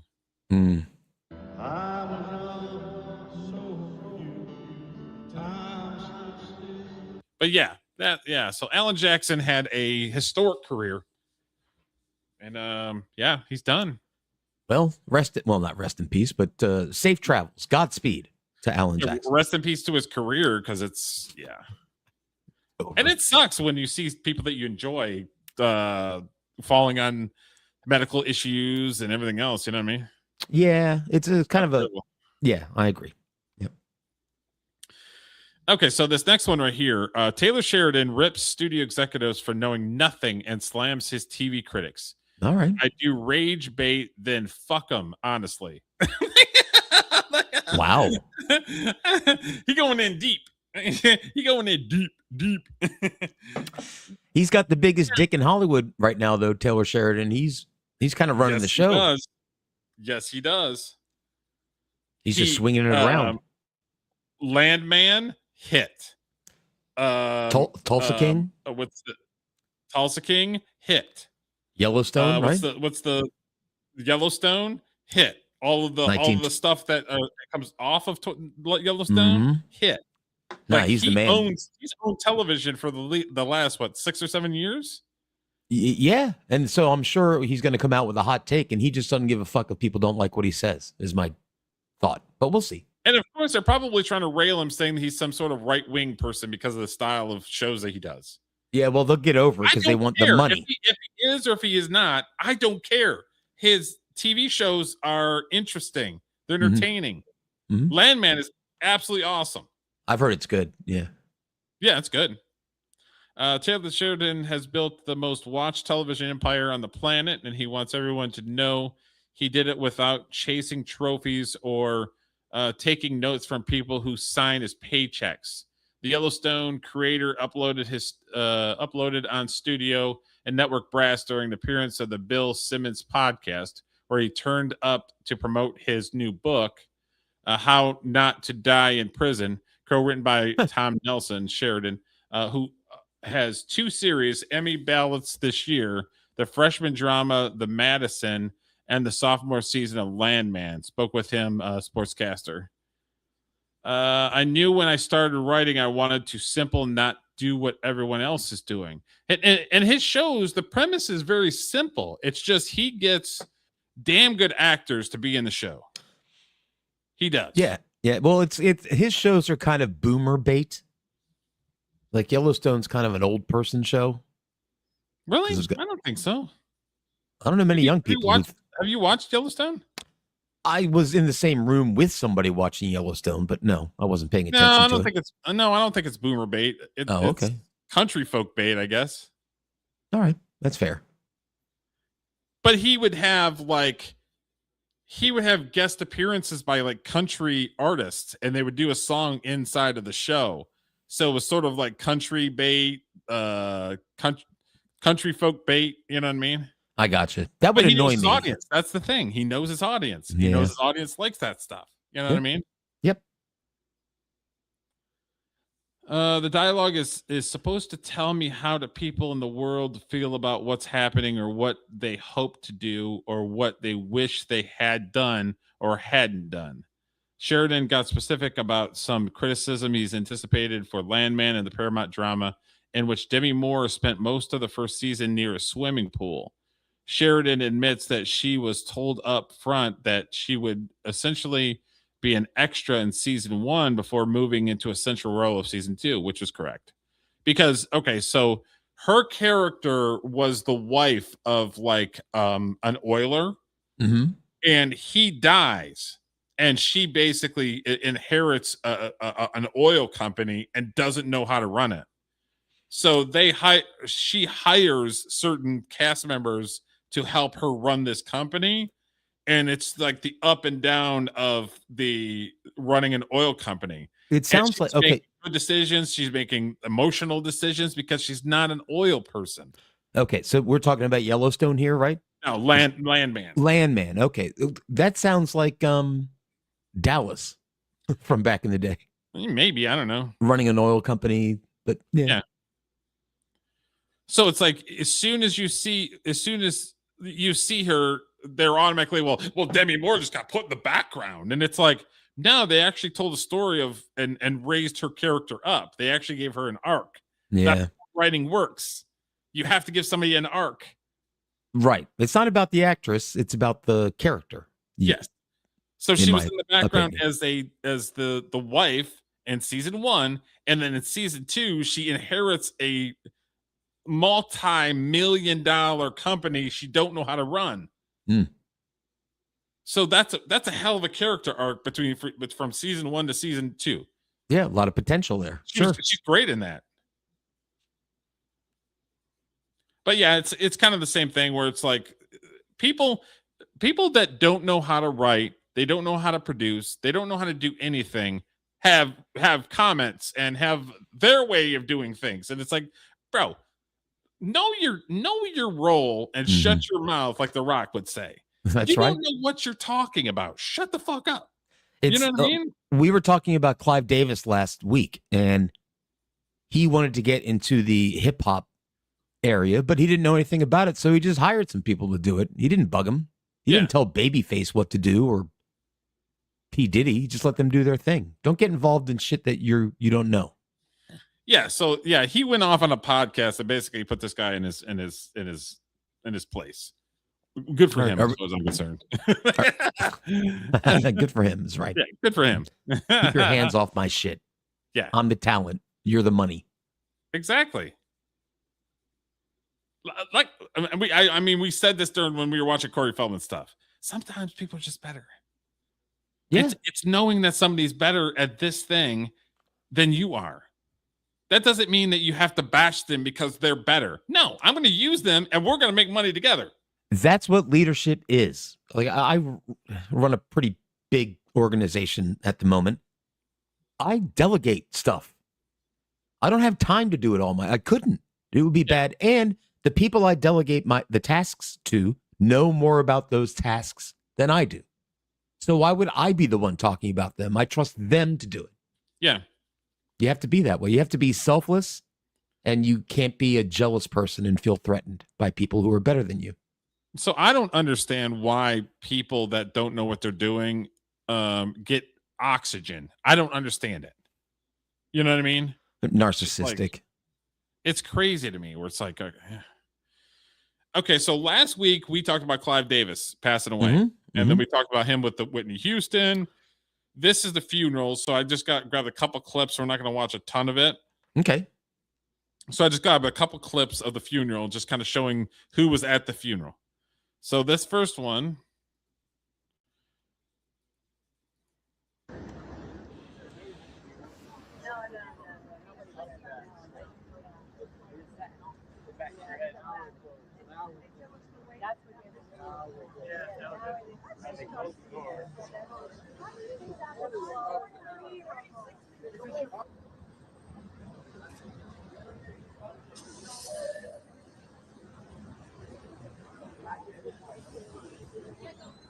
You ever been a pallbearer?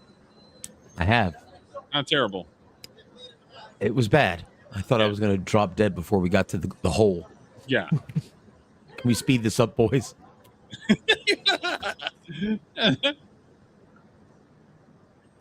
So they're going to walk out with it. They're going to put it in the hearse, and then all the celebrities are going to be like behind them. So we'll just watch this part. Okay. It's like a cavalcade of celebrities coming. It's pretty stressful, though, because you're like, fuck, what if I drop? Oh, yeah. Drop what happens if you're the one that, like, you have like a leg cramp? Yeah. It's like, I'm down. I can't do it. Leg cramp. It's Clive Davis. We just dropped his ass. Oh, my God.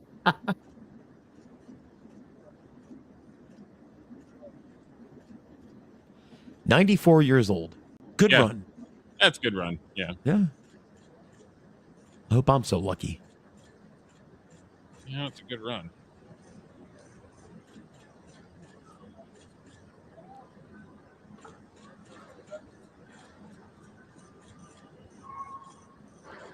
Just like a military procession. They're all in lockstep. Yeah. Yeah. They're bouncing it on their shoulder, right? They're just like. Yeah, I didn't think of that. That would have been a good idea. But nobody else was balancing it on their shoulder. So if I did that, it would have tipped it over. Homeboy would have fell right out. Yeah.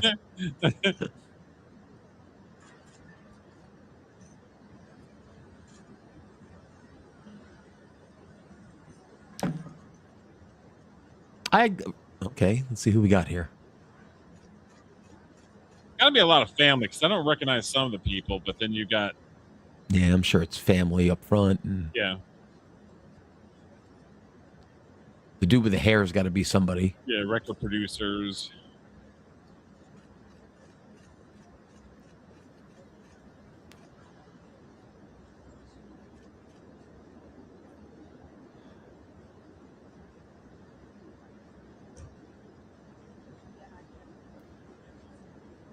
They let the plebs go ahead. Yeah. The Boss was there. Stevie Wonder was there. Alicia Keys was there. There's a bunch of them that are there. All right. Well, Clive Davis did a lot, so yeah, he did. It's good to pay tribute to the man. And I'll say it, we said it last week, and I'll say it again. All the people on X calling him a racist. Interesting how all of the black celebrities and entertainers that he gave a platform for were at his funeral. Yeah. No, if they didn't give a shit about him, they ain't going. Yep. The internet was a mistake. Yes. Retards for sure. Yep.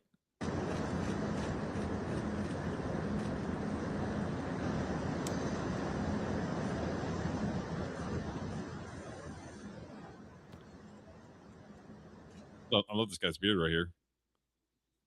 Mm-hmm. I pretty much got to take what I can get. I had like scraggly here and there splotches. Last time I saw my parents, my stepmom's like, "What you got going on your face?" I'm like, "I pretty much this is what I get." I love it. Your stepmom was roasting your beard game. That's awesome. I pretty much have to take what I get. I mean, she's like, "Why don't you shave, Junior? What you trying to do there?" My son's like that too. He can't grow a beard. It comes in kind of fluffy, and that's the distinct. That's it. It freaking starts itching like a son of a bitch, though. Well, the camera's keying in on that elderly lady. I wonder if she's somebody important. I'm not sure. Is that Dionne Warwick? I was just saying that looks like Dionne. Yeah, that is Dionne Warwick. Okay, nail. That was pretty good. Yeah.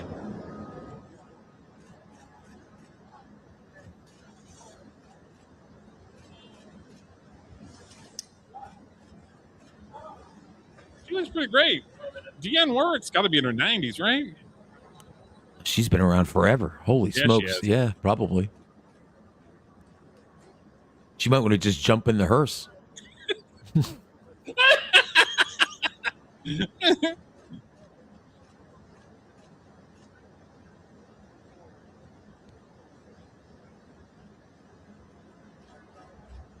that Paulette? I'm going to put my glasses on here. Hold up.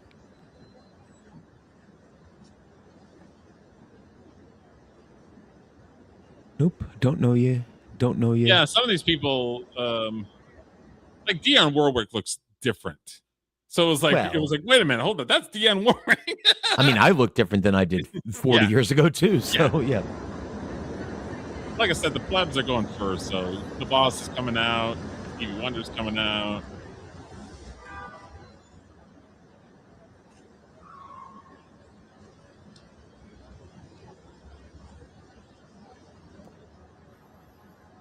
I mean, some of the people that he gave careers to are past. So, I mean, Whitney's not here anymore. Yeah. Franklin's not here anymore. Yep. Tell me that was not for the camera. Come on.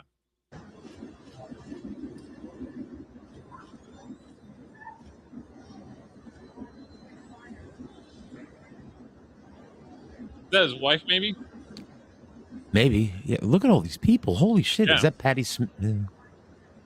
It probably is Patti Smith because he gave her a record contract, right? I think that was her. Yeah, I was going to guess that. You're probably right. Yep.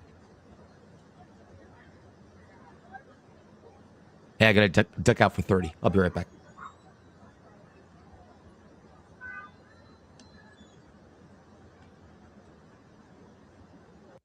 Imagine being able. But yeah, that's then you got basically got two clips. Hold on one second. Let me pull it up.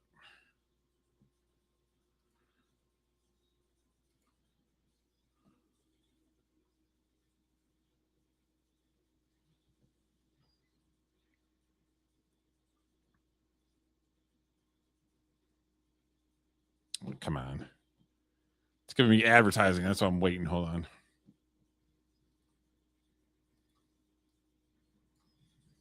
The poor man's dead and they're advertising his funeral. I mean, what are we doing right now? What are we doing right now? Okay. I'm actually not a crier. Okay, so Alicia Keys gave I'm in a strange place.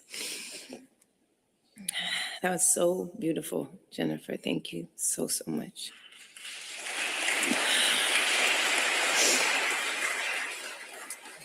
Jennifer Hudson. He gave her record contract. Jennifer Hudson. She was from American Idol first, I believe. Yeah. To the man who believed first. Hot take. I always hated when they were trying to compare her to Stevie Wonder. She's not a pimple on Stevie Wonder's ass. It's not even close. Not even close. No. Talented girl though. Oh, they're very talented, but don't try to spin it saying that she's just as talented as Stevie Wonder. Are you kidding me? Because has she come out with an album lately? No. I don't remember hearing anything from her since. I don't even know. I can't remember the last time I heard an Alicia Keys song on the, in the mainstream. Dear Clive, there are moments in life that feel like they were written before you ever lived them. Like the universe conspired quietly in the background. arranging people and places. When you're giving a speech, do you like to have it written down, or you pretty much talk from the heart? I gave a best man speech, and I did write it as like a script, but I just when I gave it, I just made little bullet points just to make sure I stayed. Yeah, it's hard to, like, especially if it's an emotional moment for whatever it is. It's hard to stay focused on reading the thing where it's just like, forget it. No, I would look down at the bullet point and then I would remember what I wrote and I would say it. Scribbles and that's it. Because it was helpful because I didn't want to forget anything. It was my friend's wedding. I didn't want to fuck anything up. Isn't timing so that something extraordinary could be born. Meeting you was one of those moments for me. I was 15 years old. And I remember running down the street, 54th Street, in a leather jacket that I always wore in the winter. And I was late to meet Clive Davis. If it was in the summer, I'd have to question your motives.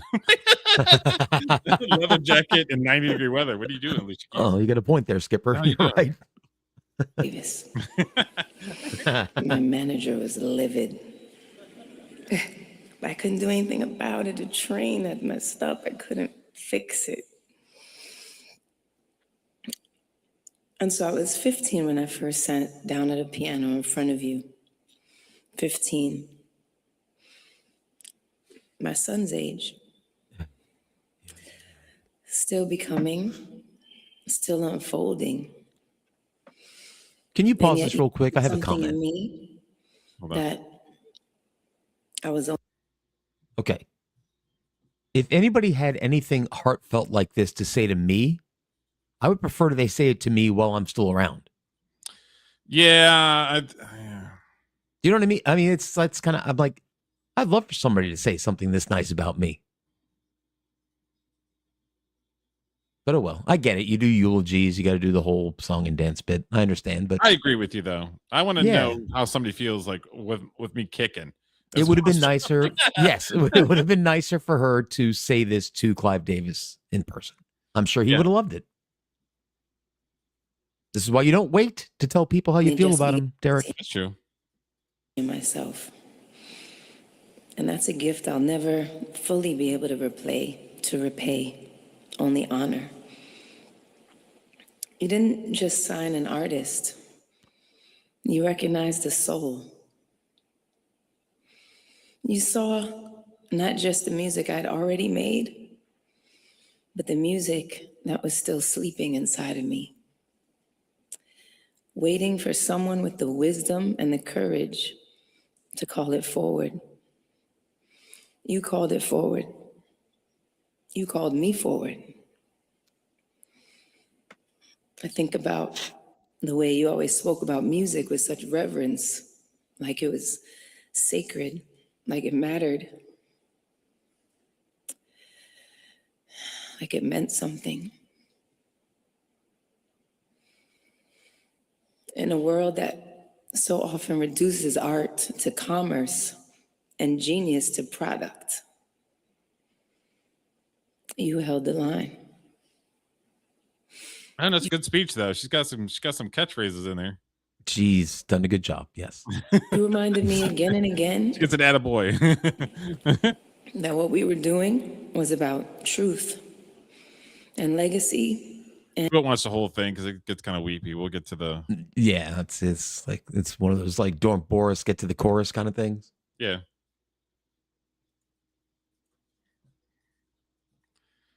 You know who who's next, who I can't stand, but we got to give him a little bit of a platform because he showed up. Okay. All right.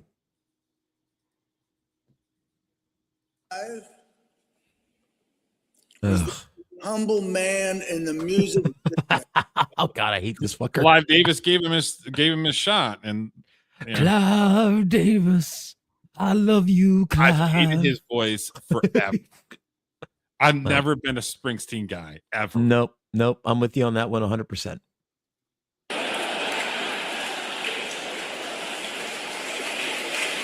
I like the song "Glory Days" because I played baseball. But other than that, no. I'm not even giving him that one. I like nothing from him.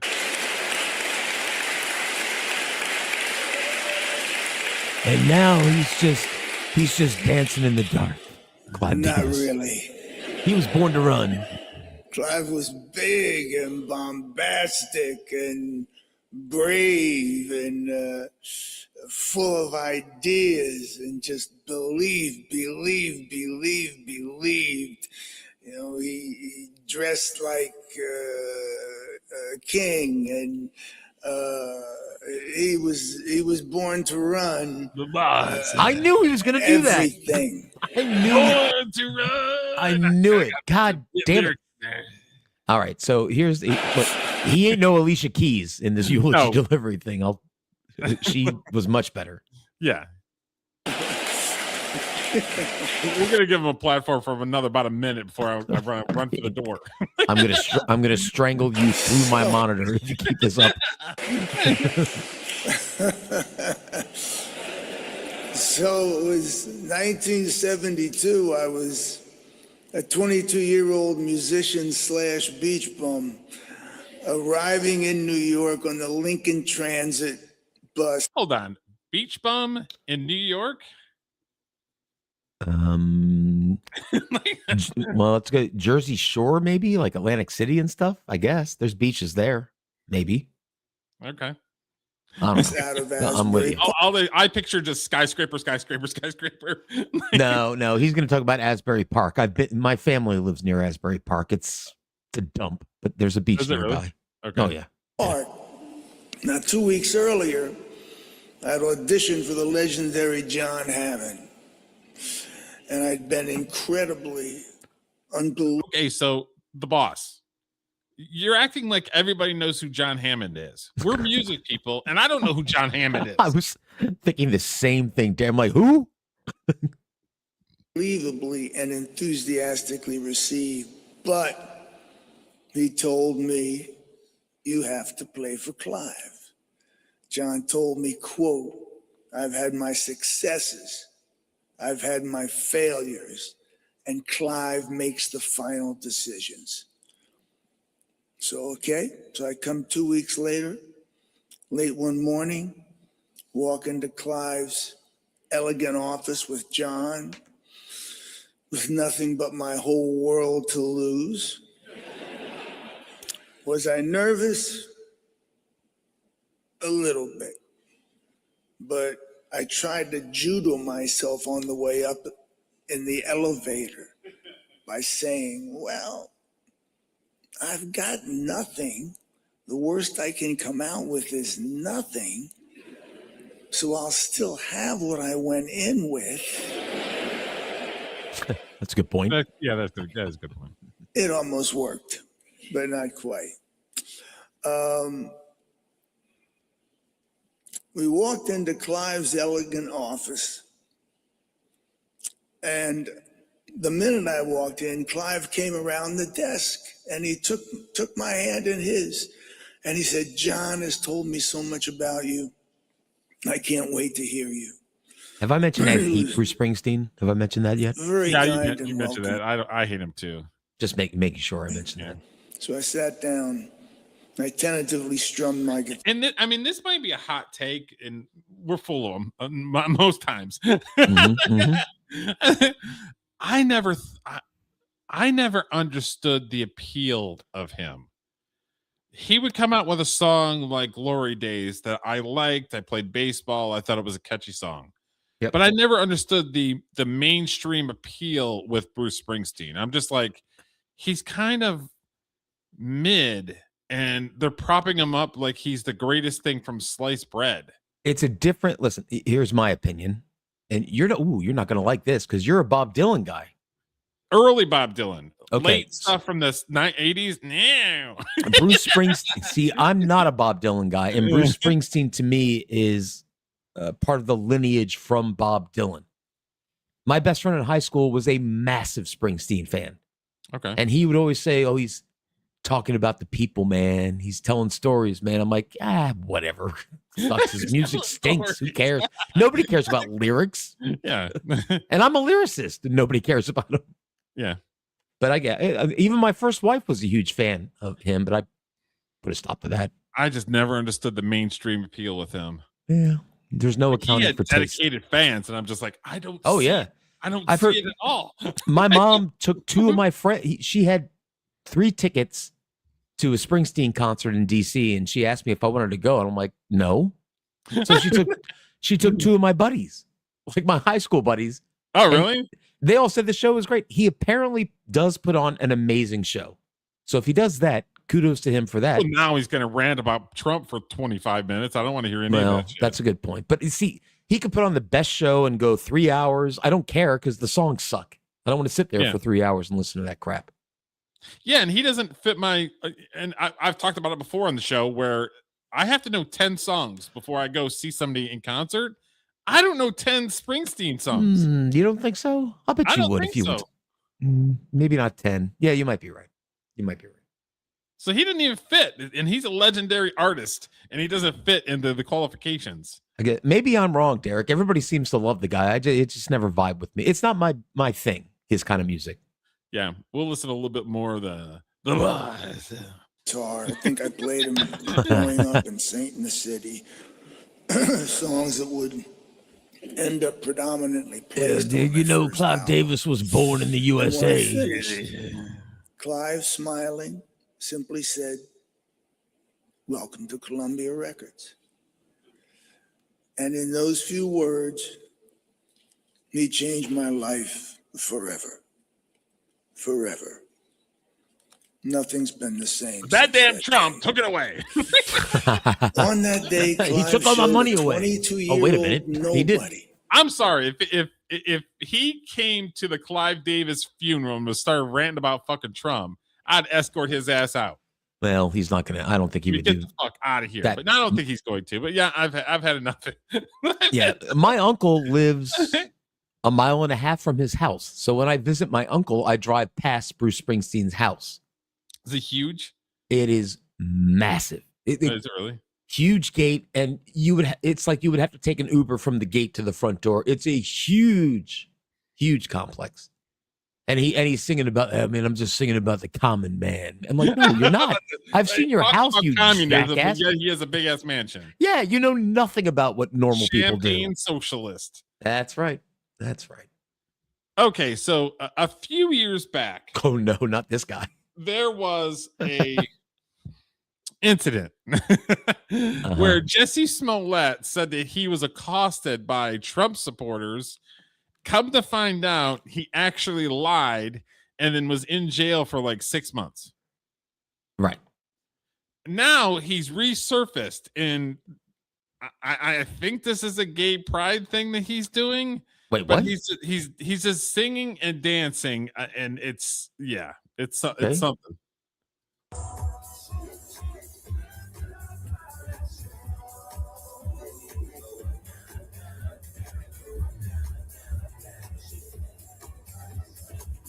He's a good dancer.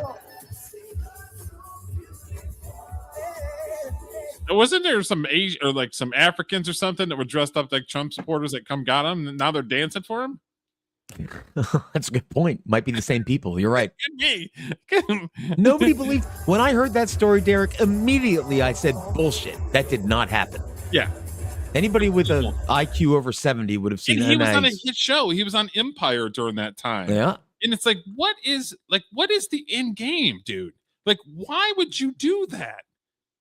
And Empire immediately fired him or killed his character off or something. He was in jail for like 6 months or some shit. And now he's singing and dancing in fucking New York City like a weirdo. All right. Well, hey, it did his time. If he wants to shake his hips for the boys, it's cool.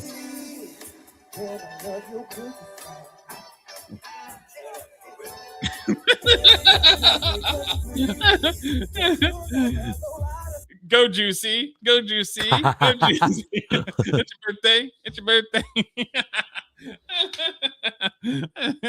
I need to work on my curls. I got to get arms like that, Derek. Okay. So this just came out a couple weeks ago. This is the body cam of them responding to Hulk Hogan dying in his house, and then they're pulling him out.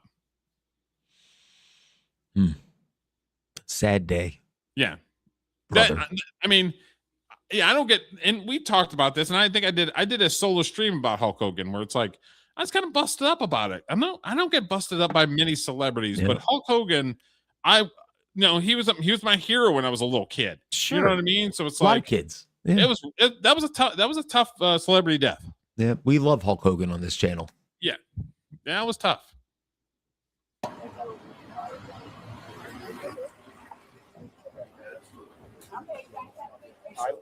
And this mansion is in Clearwater, probably half hour for me. Wow.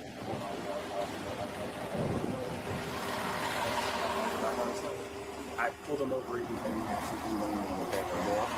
so when we moved to the surgery a month or two ago, they severed the phrenic nerve. He went to complete system shutdown. Came home, I'm an occupational therapist, and he didn't look good. I saw him last week one time. That's like get here, he's been breathing. I just called it yet. So she's been good. I was checking out the do it. Okay. He ate very little. A couple of blueberries on this. So I'm assuming that this guy right here is the doctor that probably his physician that comes to the house or something. Did the stethoscope give it away, Derek? No, but he was telling like he was at the hospital and then he came here, and it's like I think this is probably his in-home physician, right? I'm asking. I would think so. Was up throughout the night, medication, narcotics, and came back to him. I noticed it is. Yeah, it should be behind that feet. No rise of all the chest. Tried to get pulse, tried to take blood pressure, nothing. She came in, we realized it together, immediately called 911. Got him to the floor, he started corrections. And that's basically he was breathing.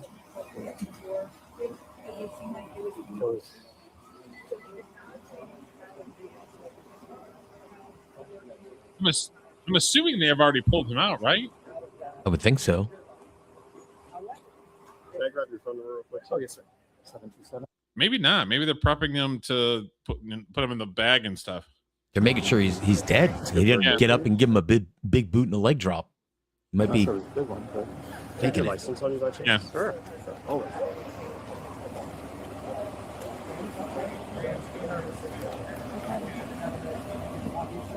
Is this address still good for you? Yes.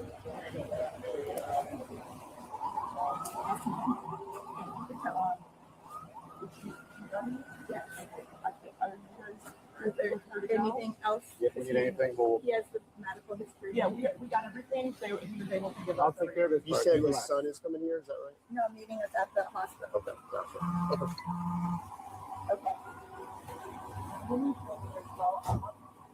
Good. All right. In any case, when I saw it, I didn't. It's just such a big guy. Yeah. So getting a pulse, getting all that stuff, sometimes difficult. Mm-hmm. And then when we realized it, obviously we didn't call and get assistance. To be honest, I'm surprised he lasted this long. You said you were only here like 10 minutes. Of course he did. I got here about, I can tell you, talking to you, I was here at 9:30. I walked in the door. And how long have you been helping take care of him? Only my second visit. Second visit? Okay. Hold down this button. Side button, you want me to do it? Yeah. Then it'll put a line through it. It's my second visit. Okay. I just did the initial eval last week. Honestly, I was surprised in here for the week. And are you trying to help him adjust to being in like a wheelchair mainly and stuff like that? Or? Yeah, occupational. That definition, PT does the legs, OT we do the upper body. Okay. Function. So just helping him function as best he can. Right. I was trying to get him back because he was having trouble breathing. Was he able to walk and stuff? Barely. It was a pivot transfer. He's been using like urinal and stuff. What's the big issue right now? Pivot transfer. How big is this guy to be able to grab Hulk and just be like, boom? Everything. Like we were. Like why is he kind of Why was he not able to walk? He had that, let's say, severed the phrenic nerve in surgery. Was that recently? Okay.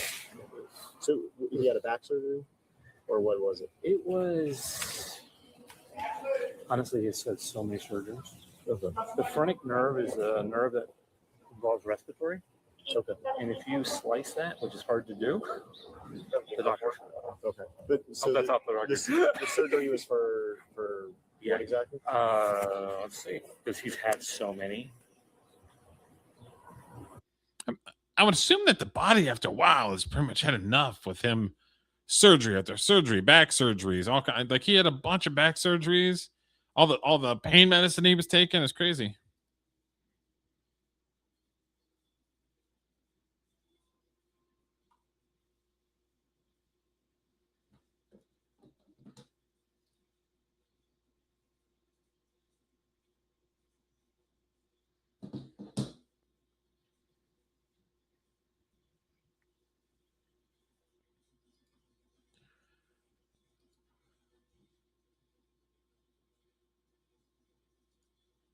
Trying to know is like how you knew that nerve. I'm sorry, leaning on your car. That nerve is a common thing that can be injured during a surgery, and B, like how did you arrive at that medical conclusion to say that? That it's hard to do? No, that was separate. Okay. I assumed, I mean, I don't know. I mean, but I mean, you're not a neurosurgeon. Yeah, at right? all. Right. Yeah, cardiac surgery, yeah. Didn't go to medical school. You have the degree for the occupational therapy and that's it. Nothing beyond that, right? Yeah. Okay. Sorry to keep you. It's okay. I was also glad to know. I understand that. So I have gotten in trouble before for talking to him. Okay. You're back. I think that should be it. Yeah, my internet just flipped out for a second. Did it? Sorry. Yep. This guy is a occupational occupational like upper body therapy. Mm-hmm. He was talking about like his nerve being, and this guy's questioning him like, how did you know that? You're not a doctor. You're a physical therapist. All right, so they're thinking this guy might be a little shady. Is the story behind this? He didn't go out and say that, but he's definitely questioning him. An interview Bubba Lunchbombers the next couple of days after that. Oh, I've heard it. And the guy mentioned the phrenic nerve himself. He's Mm-hmm. like, oh, it could have been, and I was like, huh. I've heard it. Yeah. So I shouldn't have said anything. Okay. Well, fair enough. This is why I'm not a doctor. I just get you stronger and get you moving. Well, that's equally important. So, all right. Take care, sir. Thank you. Every time you that's interesting where they straight up like, hold up, wait a minute. Yeah, that occupational therapist looked like he was in a bit of a hurry to get out of there. PC. Yeah. But who knows? Whatever. Hulk Hogan been through some shit. Not surprised he died. Yeah. Of course. Okay, so the 4th of July is this weekend. A lot of celebrations, a lot of pro USA stuff. Sure. Of course, there's people that are not pro USA that need to leave the country, as far as I'm concerned. Oh, wait, the people who aren't pro USA live in the USA, Derek? Is that what you're saying? They want to take advantage of the country, but yet they want to bash the country at the same time. Yeah, that doesn't make any sense. So residents in this neighborhood, the HOA told people to take down the American flags from their house. Oh, HOAs are no good. Yeah. So we're going to watch it and get triggered. I know I'm going to get triggered. I'm totally calm. The Stars and Stripes wave peacefully outside this San Marcos home. But now, just days before America's 250th birthday, Amy and Chris Cook are being asked by the Ambience Owners Association to take their flag from their garage door frame down. Having to defend our freedom, to display the symbol of freedom, is something I never thought I'd experience in America. The red, white, and blue is something the couple displays to honor Chris's grandfather, who died in World War II. He was awarded the Navy Cross and also the Purple Heart. The issue comes down to where the flag is installed. The HOA contends this flag... A hero, but some Karen wants to cry and whine. That's exactly right. That's what HOAs are, complete Karens. They're not good. Yeah.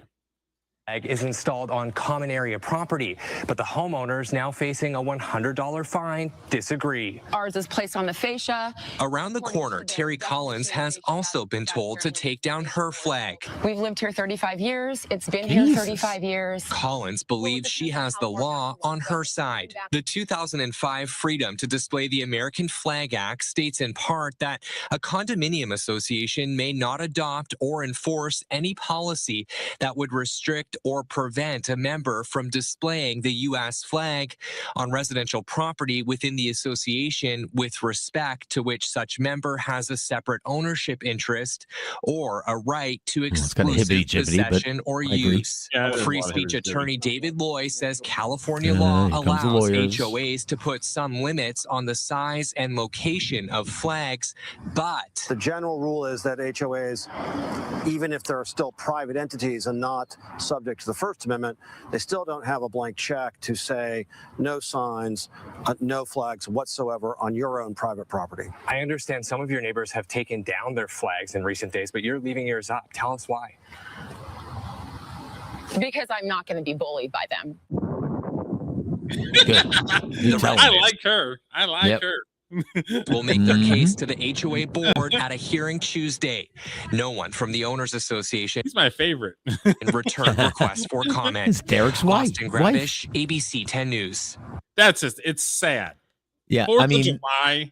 Listen, every house I've ever lived in has had an American flag in front of it. Both my grandfathers were Marines. My dad was Air Force, uncle Navy. Yeah, I couldn't imagine somebody telling me to take it down. I'm not advocating violence, Derek, but you know what I'm saying? What's up, buddy? Hey, what's up, Dave? Take my American flag down off my fucking house. Fuck you. Yeah, exactly. All right, so you ready for it? You ready for the one thing that drives us in this show?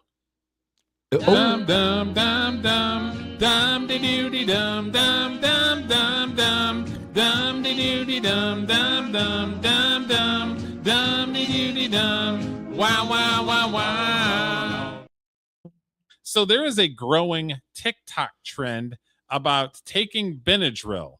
They call it the Benadryl challenge, and this girl did. Whoa, okay, I'll listen. That's insane. I have to take Benadryl for sinuses. Yeah. One of them, I have to cut them in half because one of them completely annihilates me and I'm down for like a day, like a half a day. Right. They're having challenges. Like what? One of the latest social media trends making the rounds. We are now learning an Oklahoma family is grieving their 15-year-old daughter who passed away after taking part in the Benadryl challenge. News 4's Hunter Elise has her story. Her eyes and her smile, the way she could just do her hair. Jesus, fucking, I'm dying here. She, very characteristic. Her personality. That was Richard Presson. I can't help to think maybe this guy need to be a little bit better parent. I'm not going to say that because listen, the girl was 15. They're on TikTok. That's how it works. Your bingo card does not have my daughter dying from the Benadryl challenge on TikTok. There are certain things you just can't protect. Yeah. Your kids from. Heartbroken Enid father talking with News 4 last week as his daughter Leah was fighting for her life in the hospital. She tried a TikTok trend referred to as the Benadryl challenge, promoted as a way to experience hallucinations. Leah began having seizures and was rushed to the hospital. This week, a sad update on Leah. For TikTok followers. Okay, we have a page on TikTok to try to get people from TikTok to our YouTube channel. Mm-hmm. So I'll go over there and post clips. Yep. I'm not doing the Benadryl TikTok challenge. No, I'll do the course. I literally have clips to try to bring asses over here. Right. I'll do a Coors Light challenge. That might help. But no, this is terrible. Her dad posting on social media saying, due to circumstances beyond our control, we will be planning a separate celebration of life for Leah. Going on to say, our only focus is honoring Leah, sharing memories, celebrating the beautiful person she was, and surrounding one another with love as we remember her life. I just want everybody to be aware to where they can educate their kids that these challenges are just silly, and they need to be educated so it don't happen again. Yeah. Child psychiatrist Dr. Chandler Hicks stresses how children often don't recognize the danger of social media trends, so the conversation needs to be ongoing with them. If your child is using iPads or on Roblox or other different gaming devices, they may be Did they not have the conversation? My dad gave us the conversation. When I was like 14 or 15, if the cops call the house, I ain't come to get you. Your ass will stay there. Like, I got the, like, if you fuck up, like, it's your bed, you're lying in it. I ain't come to save the day. Yeah, but he didn't. He didn't want you to die. Like No, but I'm just saying is like tough love, basically. This girl was allowed to do whatever she wanted. See, my issue here is they're making it like it's one. I'm not going to call her dumb because she's passed away. So rest in peace. It's one girl who didn't have the sense to know that you're not supposed to chug Benadryl or pop Benadryls like they're Tic Tacs, right? It's one person. We don't need like a political action committee against the Benadryl. It's ridiculous. So now everybody's coming out of the woodwork saying that we need to educate the kids. No, 15-year-olds should know it's dumb. To bad things, and so you should start that conversation at a really early age. Some of it can just be being naive, being young, and not really understanding the consequences. Some of it can be attention seeking. Yeah. Some of it can be peer pressure related. And he wants to remind parents that setting a screen time. I've never been peer pressured for anything. I just told somebody to F off if they didn't want to do it. I agree, but I've tried some things that could have landed me in a bad spot, and fortunately didn't. Unfortunately, you got peer pressured sometimes? No, I never got peer pressured. I would just look at somebody and go, that looks like fun. I'll try that. That's right, Dave. You're right. She could have had a lower tolerance. I mean, yes, Dave, but I'm just saying is she put herself in that position for no reason, for none. Yep. There's instructions on the back of the box for a helpful. reason. Yeah. And always watch your child's behavior for changes. If you notice the child is more isolating, if they're why do they keep showing the swirly things? I don't know. The swirly balls. It's like, wait a minute. They don't have anything else to Is that the sponsor for the new segment? Yeah. Maybe. If it's changing, if they have had a change before. Yeah, right there. Alcohol-free, sugar-free. But there's a big-ass warning on it that says, if you're an adult, you take this. If you're a child, you take this. Right. It says it on the box. Well, I mean, I'm whatever. It's a shame. I've done dumb stuff too, but You ever see the movie Tommy Boy? I have not. Oh, let's say yeah. Why do you put a label on the box? Because you know it's a big piece of shit. Same thing. Gotcha. You're right. That's very smart. You're right. I am lucky to still be here. Well, they were an AB student. Now they're a DF student. Advice to prevent popular trends from having devastating consequences for your family. Hunter Elise, Oklahoma's News. That was like I never understood the Tide Pod challenge. Remember that when kids were dying from Tide Pods or something? Well, I do remember that kids were apparently eating Tide Pods. So they put these restrictive things on the packages so you couldn't get into them easy. Like I don't know, man. So there's not really kids that watch our show because we're two old guys. But kids, if you do watch the show, do not do this. Do not do the Tide Pod challenge. Don't do the Benadryl challenge. Don't do the kissing poles. Don't do any of that. Don't do any of it. Whatever. Or do it. Whatever. Do your thing. Wait, you're telling somebody to do your thing with the Benadryl? I'm just saying, everybody, it's a free world. No, of course not. That's dumb. Okay, so so a couple of YouTubers have done this video and gave their take on it.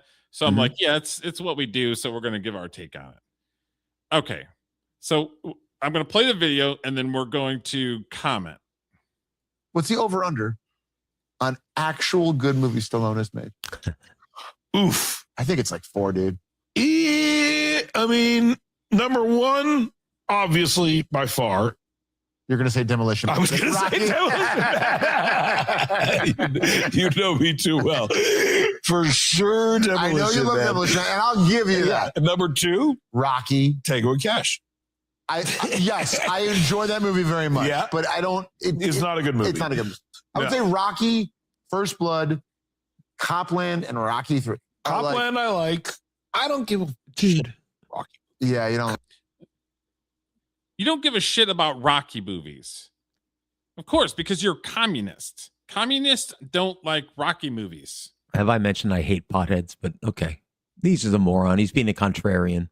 You can't not like Rocky. It's a great movie. Because he's a woke loser that follows whatever he's told to do. This is a horrible take. I agree. I'll let him continue, and then I'm going to blast him at the end. Is that fucking sports? Yeah, you don't like sports. You don't like sports. Yeah. In general. So Rockies can go. Rocky, you can have your Rockies. Okay. Won an Oscar. You can have your Rockies. You can have your Rockies. And hit the road. Stuff your Rockies in a sack. Get out of here. You know what? It's not funny. You know what? I'm going to throw a little shade. Stallone, maybe not as good as Schwarzenegger. Not even fucking Schwarzenegger's in 100 of the greatest movies ever. And Predator alone is better than anything. Yeah. I mean, Stallone has no Terminator 2. No, he's not. You know what I mean? No, or True Lies. You can't compare the two. The only comparison between the two is they're action stars. That's the only comparison that you have. Mm-hmm.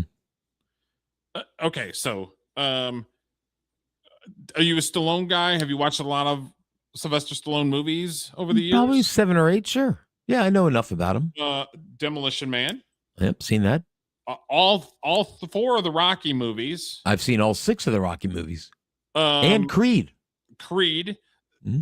The second Creed and the third Creed, Sylvester Stallone was only in part of the second one, and he wasn't even in the third one. So the first Creed movie, Tulsa King, that's recent. Well, Tulsa King's not a movie, but I'm just saying.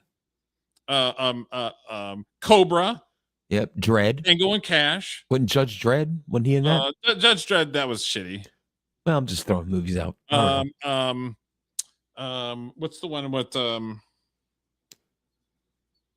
Throw Mama from the Train? Stop or my mom will shoot? I forget which that was. Throw Mama from the Train was shitty. I heard it was awful. Like Over the Top, like the arm wrestling Cowboy, movie? that was shitty. Yep. Wasn't the arm wrestling movie Over the Top? He was in that. Top. Over Top was a good movie because it wasn't about him being over the top. It was him trying to understand his son that he didn't know existed. Yeah, it was a father-son. It was a road father and son movie. Mm-hmm. So yeah, Stallone wasn't getting the roles that he wanted, so he wrote his own movie, and that turned out to be Rocky, which won an Academy Award. Yeah, that's what you can't compare to yours and Dave's point in the chat. You can't compare Sylvester Stallone with Schwarzenegger. Stallone wrote a fucking movie that won the Academy Award for Best Picture, and it's an iconic movie. So for him to say 4 and then a goofy ass with a laugh, it's like maybe 1 or 2. It's this don't smoke weed, kids. This is what you turn into, like cold fucking takes. I don't really like sports. Like, shut up. Yeah, just shut up. He is a loser that just follows the company line, and whatever fucking woke shit he needs to say, he does. Mm-hmm. It's a terrible take. Yep. And I just named 10 Stallone movies that are great. Mm-hmm. And he's just like, like 2? Like Schwarzenegger's in like legit great Also, movies. Schwarzenegger's been in some bad ones, but like fucking like Stallone made a run of movies from like 1997 to 2012. Did you remember Driven? Of course. Do you remember Daylight? Of course. He's trapped in the Holland Tunnel. Do you know what his name is in Daylight? Something cool, I bet. Kit Latura. Kit Latura. I can't get out of here. I saw that in the theater. Like I saw Driven in the theater. I saw Driven in the theater too. Insane. No, insane movie. So I've been bitten more by Stallone. Like, I've gone to those movies. Absolute terrible fucking take from a dude that claims to be a movie guy. Yep. I am for the legalization of marijuana because I'm kind of a libertarian like that, but I think it should be You know how you have to be 21 to buy alcohol? I think you should have to be under 30 to buy marijuana. Do it the other way around. That's a good point. And if they want to bring in Schwarzenegger, which I like Schwarzenegger. I like some of his movies. Sure. He's great. But Schwarzenegger would not be anything if it wasn't for James Cameron. Yeah, Terminator, true. Terminator 2. Was it True Lies done by James Cameron?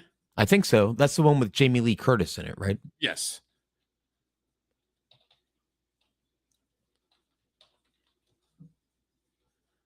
Yeah, True Lies was done by James Cameron. So I like Schwarzenegger and I like some of his movies. But he wouldn't be shit without James Cameron. Sylvester Stallone didn't have a James Cameron. He had himself. So it's like you can't compare them. Like Kindergarten Cop was fun. Terminator 2. I mean, the Jingle All the Way, the Christmas movie where he's trying to find the toy, very entertaining. But you can't compare them. No, one wrote a movie and the other one was in movies. That's true. And I'm not slam dunking on him. I'm just saying it's not in the same. It's not in the same arena. Okay, so this might get you a little irritated. Nope, I'm in a good place tonight, Derek. Very calm and centered. I am. It might. Okay. So the last 2 seasons, Caitlin Clark has been getting her ass handed to her on the court. All right. They are punching, kicking, abusing her, and the referees just stand there. Well, While black people, black women, black lesbian women claim that she's the racist one as she's taking punches to the head. Okay. Does anybody realize that nobody gives a shit about the WNBA without Caitlin Clark? They don't. Because it's like, well, thank you for being white. Thank you for giving us a platform, and then screw you. That's basically what they're saying. Yeah, it's crabs in a bucket. But yep, gotcha. So I've got a couple videos that we have, and then we have Toys in the Attic that we're reviewing. So let me start this one off. In Chicago reports, Garrett. Yeah, Harris, that fist to the neck is hard enough to watch, but when you watch this play back, you can see even before that, Alyssa Thomas knees Caitlin Clark in the groin, then puts her fist into Clark's neck, and then nearly stomps on Clark while stepping over her. The ball is already gone by the time any of that happens, and despite a ref being right there, they didn't call anything. Not long after that, Clark was again targeted by what her coach calls another blatant cheap shot that led to her leaving the game with an injury. And again, no foul was called. After the game, the Indiana Fever coach was livid that the officials in the league continue to allow this kind of Look at that. This is what irritates me is the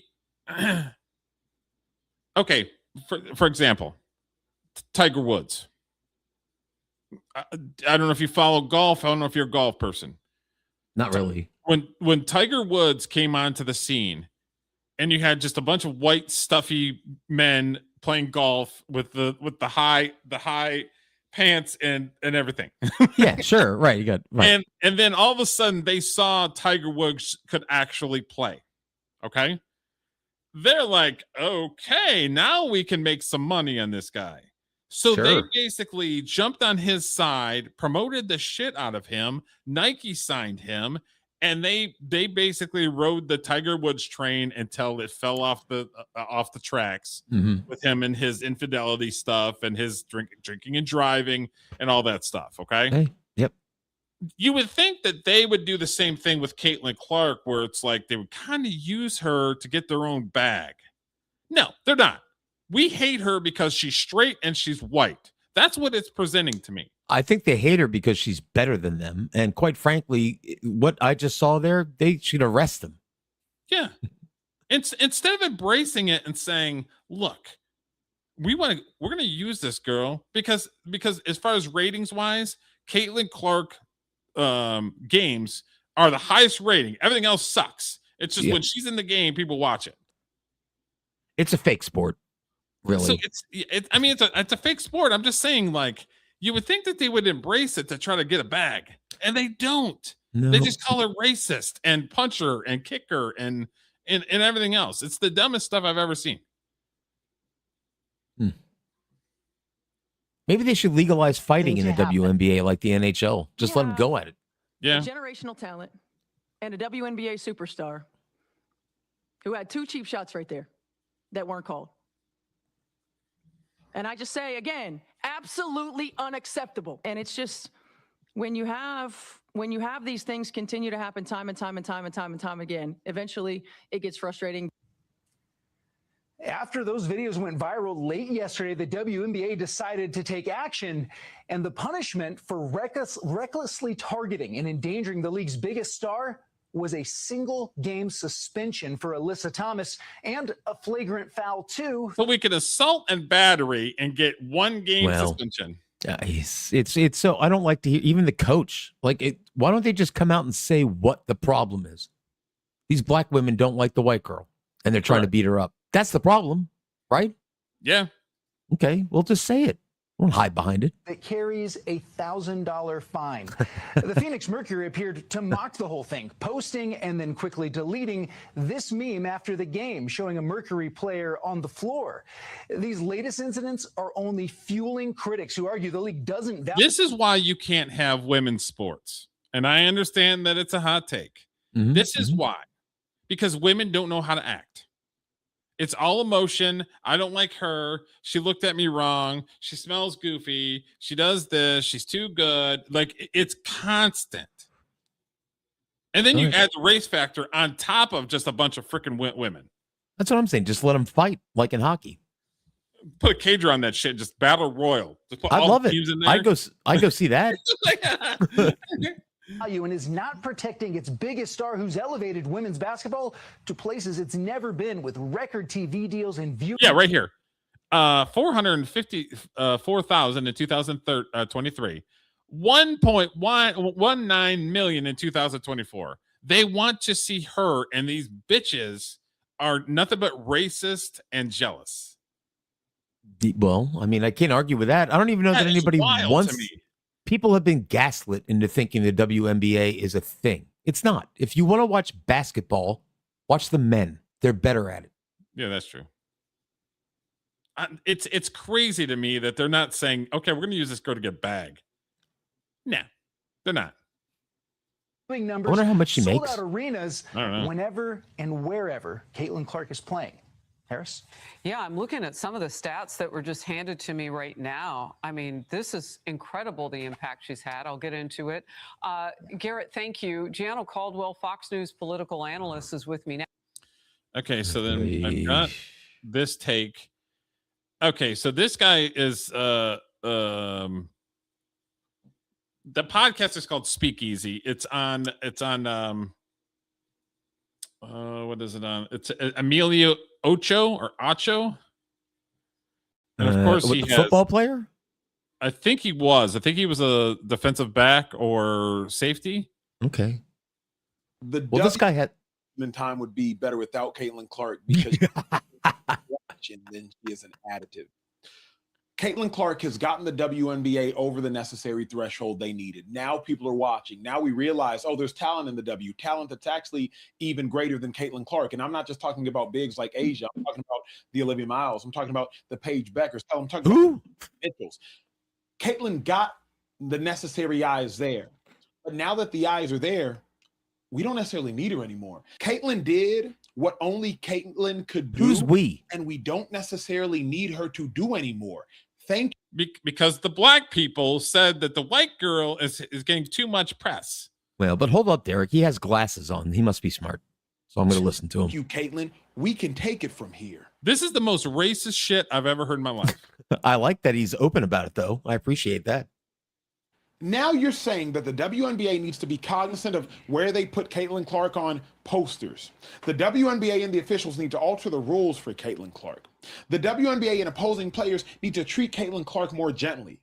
Caitlin Clark's coach needs to be cognizant of how she talks to her in public because it's going to look like there's an issue. Unless we can take off our gloves for Caitlin Clark and stop trying to act like she's a messiah, the WNBA could and would be better off without Caitlin Clark, at least without this version of everybody coddling and caressing and catering. Coddling. She's taking elbows to the face. All right, and I'm gonna pushed and screamed and gouged and everything. I'm going to back this up for a minute. So these shows, these stupid like Skip Bayless and Stephen A. Smith and speaking, they're built on contrarian opinions.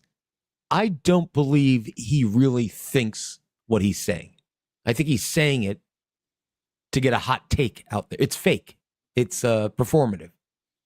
He can't be that dumb. He cannot be that stupid. I don't know. There's some dumbass people out there, dude. Well, they're dumb. You're right. That's the most racist shit I've ever heard in my life. Yeah. Thank you, white girl, for helping us out for a half a season. Now we're good. You can go fuck off somewhere. That's basically what he's saying. Yeah, but he may be also coming from the angle like, well, there's black women players that are just as good. Why aren't they getting the attention? But I don't know. Look at the stats. She had the attention in college. It just brought over to the WNBA. It's also, when you go to ESPN.com, which I do every day just to check baseball scores and stuff, on the front page is WNBA stuff a lot. And I'm like, what? Why? Really? This is the biggest sports story in the world? The WNBA? There's a World Cup going on. And this is the girl that was holding her down and punching and kicking her. And see what she looks nice. I'm crazy. The playing the game, being suspended, just the whole narrative that's being painted out there. It's unfortunate that it's come to this over basketball. A lot of I agree with that. Didn't even know the play took place until after the game, and now we're being painted as thugs and there's death threats out on us. So I'm getting sick and tired of there's death threats. Who watches the WNBA? Yeah, nobody's giving her death threats. Nobody. And Nobody's doing that. Here's the problem. Nobody cares enough to do that. No. And she's saying, well, I'm tired of the narrative. It's not a narrative. It's on camera. Like you did it. Yeah. It's not like they made it up. You're on camera punching and kicking and doing the thing with the like, what are we doing right now? I'm getting sick and tired of these people that just lie to your face, and somebody like me calls their ass out every single time. Mm-hmm. Like, what are we doing right now? Pretending that women's sports are a thing. That's what we're doing.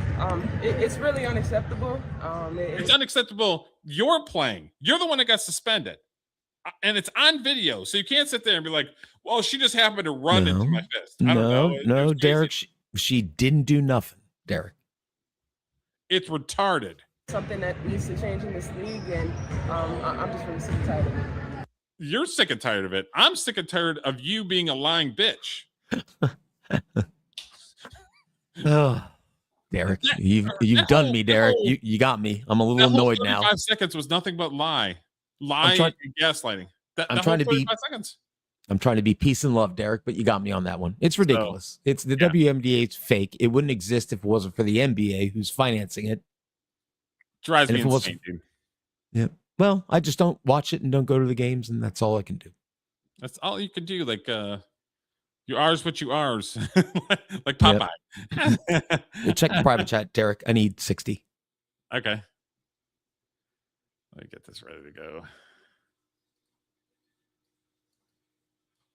Okay, so the last thing that we're gonna do is we've been doing record of the week, and this week we're doing "Toys in the Attic" by Aerosmith. The last one that we did was "A License to Ill" by the Beastie Boys, which did really well. People really enjoyed that video. So, just waiting for the Julio to come back. So let me pull up this. So go ahead and like and subscribe to the channel. We are growing slowly. It's kind of like little ticks, like tick, tick, tick, tick, tick. Very slowly we're growing. We're over 500 subscribers. We're at like 3,975 watch hours. So please like and watch the videos. Get us over that threshold for the YouTubes. So it's kind of, this YouTube thing is crazy because it's like you don't have any idea like what people are going to watch, and then people will watch. Some people will kind of peruse the live stream, and then when I clip everything and I do shorts and everything, some of those clips just blow up and get thousands of views, and it's like, well, where were you guys on the live stream? Like you like what we're talking about and that particular thing that we're talking about, but the people don't like. It's weird with the live streams, and then they don't. I don't get it. I just gotta roll with it. You got to roll with it, Derek. That's the way it goes. It's kind of odd how this YouTube thing is. Yeah, PayPal, Rumble, Super Chats, Venmo. I don't have all that, but we'll just hang out. Hopefully, people will hang out with us. Yeah, exactly. So we're doing Aerosmith's "Toys in the Attic." All right. It's been a couple of weeks. I listened to it. I was ready for last week, but I do have notes. Oh, nice. So let me get it situated, and then let me throw the bumper on.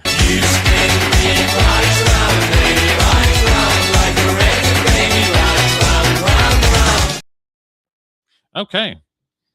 We're spinning around. Okay, so Toys in the Attic. So let me pull something up real quick. If you want to start us off. This is the Aerosmith album, Toys in the Attic. I don't recall what year it was released because I don't have it. I didn't write it down, but I think it's 1975, 6, like in mid-70s, right? Yeah, I'm working on it now. And everybody knows Aerosmith, Steven Tyler, Joe Perry, Brad Hamilton, the whole crew.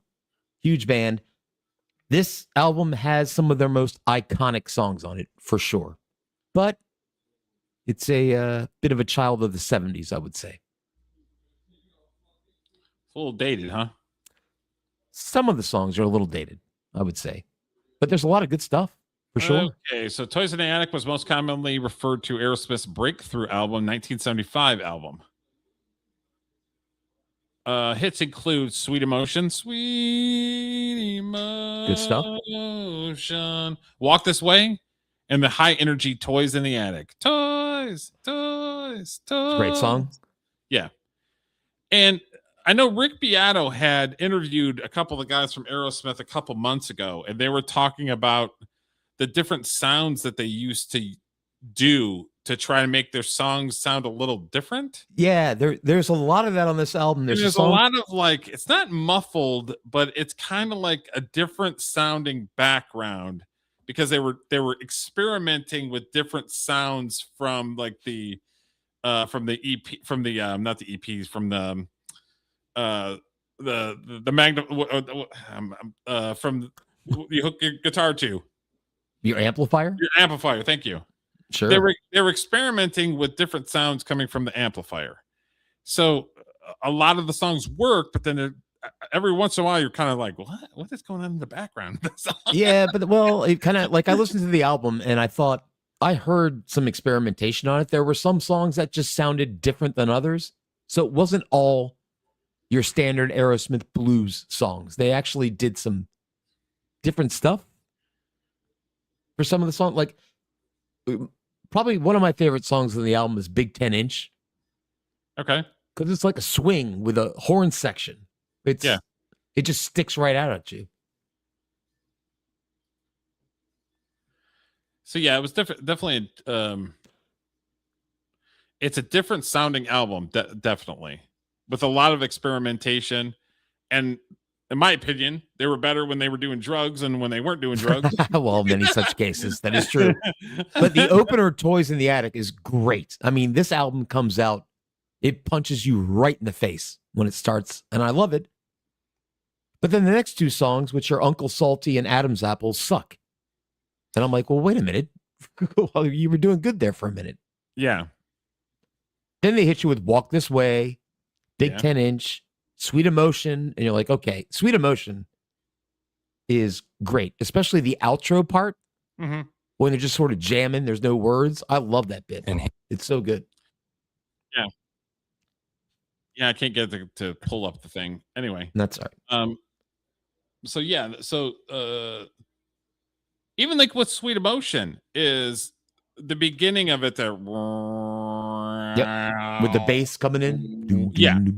There was a lot of experimental stuff that with the hit songs work, but then some of the other ones are just like, okay, that's kind of a weird song.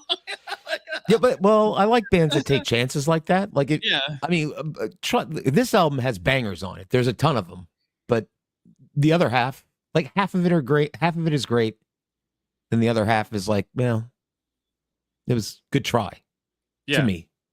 There's one low-key favorite track on the album, and it's a deep cut, and I think it was written not by Joe Perry and Steve Tyler, but by the other guitar player. It's called Round and Round. Oh, yeah. It's like a Black Sabbath track, and it's so not Aerosmith that it stuck out at me. I'm like, oh shit, they can do this too? So it was great. And then the final track was called You See Me Crying, which was like a piano kind of ballad that took a while to get up there, but once it started going, it got really good towards the end. And you like some long songs. I'm a Yes fan, and There I'm is a fan. bunch of songs on this album that are 5 minutes or over. That ain't nothing. So a couple of the songs, the stuff that's the non-hits, a couple of them was like, this is going a little bit long. It's a little different type song, and it's going long. Yeah, like Round and Round. You See Me Crying, and I thought there was one other one that was pretty long that I was like, okay. Adam's Apple. That one was kind of long as well. Yeah, Adam's Apple. I had my notes were another sort of nothing song, not very interesting, good energy, it's okay, filler. Like it's almost okay. like they knew what their hits were, and then they just experimented after that. Yeah, like, well, we get back to the last song, which is You See Me Crying. My notes, I said it sounds like if you took Queen and the Beatles and mashed them together. That's what that song sounded like to me. Okay. That's right, Dave. That's me. What's that? If you want me to give you 10 inches and make it hurt, I'll fuck you twice and hit you over the head with a brick. That's the old Red Fox joke. Yeah. But yeah, no, Dave's got a point there in his chat. He said a lot of albums back in the 70s, they were singles driven. Yeah. So there was the singles you heard on the radio, which were great. And then you take the album home and go, oh, the rest of the songs aren't that good. Yeah. I remember that when I was a little kid and I bought an album and it was just like, I was all excited about it. And it was like, the hits are good. Yeah. But this album, I would say it's more than the hits are good. Like I said, the opening song, Toys of the Attic, is great. That's like how you open an album. Oh, yeah. And the last two songs aren't hits at all, but they're really good too. And you get the body of the album in the middle with Sweet Emotion, Walk This Way, Big 10 Inch. So I don't know. To me, I gave it like a 7 out of 10. It's not something I would listen to again, but I would listen to some of the songs on it again. I would say. Yeah, I'm right around there too. Because the hits are iconic. Oh yeah. Yeah. But the misses are out there a little bit. Yeah, so I want to do. I'll make it different than what you are. So I'll give it a 7.5 because Sweet Emotion is one of my favorite songs. That is a pretty great song. I agree with that. But like I'll give it a 7.5. But yeah, it's the hits are great, and then there was some experimenting that either you're a fan of or you're not, because they're definitely different. See, I liked when they experimented. Like the final track, that kind of Queen Beatles mashup was cool. Big 10 inch with the swing horn section was cool. It's when they sat in that boring blues song pocket is when I thought the album got boring. Yeah. Because blues, really, it's not, it's basically, it's a boring genre. Well, I understand what you're saying as far as you like the experimental stuff, but you think there's a time and a place? I don't know. So it is a very 70s album and it sounds of its time, but some of those songs are like, I've listened to Sweet Emotion now. It doesn't, it sounds like it's out of time. It's just a classic. Yeah. So great album. I've listened to a couple of Aerosmith albums, maybe 4 or 5. It's not my favorite one. I like Pump. Just put them That's on my the favorite map one. for sure. But yeah, it's great. They're a great band, good American rock and roll band. No disrespect. Great songs on the album. So it's fine. Will I listen to it again all the way through? Probably not. Me neither. The hits, yes. Sweet Emotion, I could rock still. Sure. Yep. But yeah, as far as the album as an entirety, yeah, I think I'm good.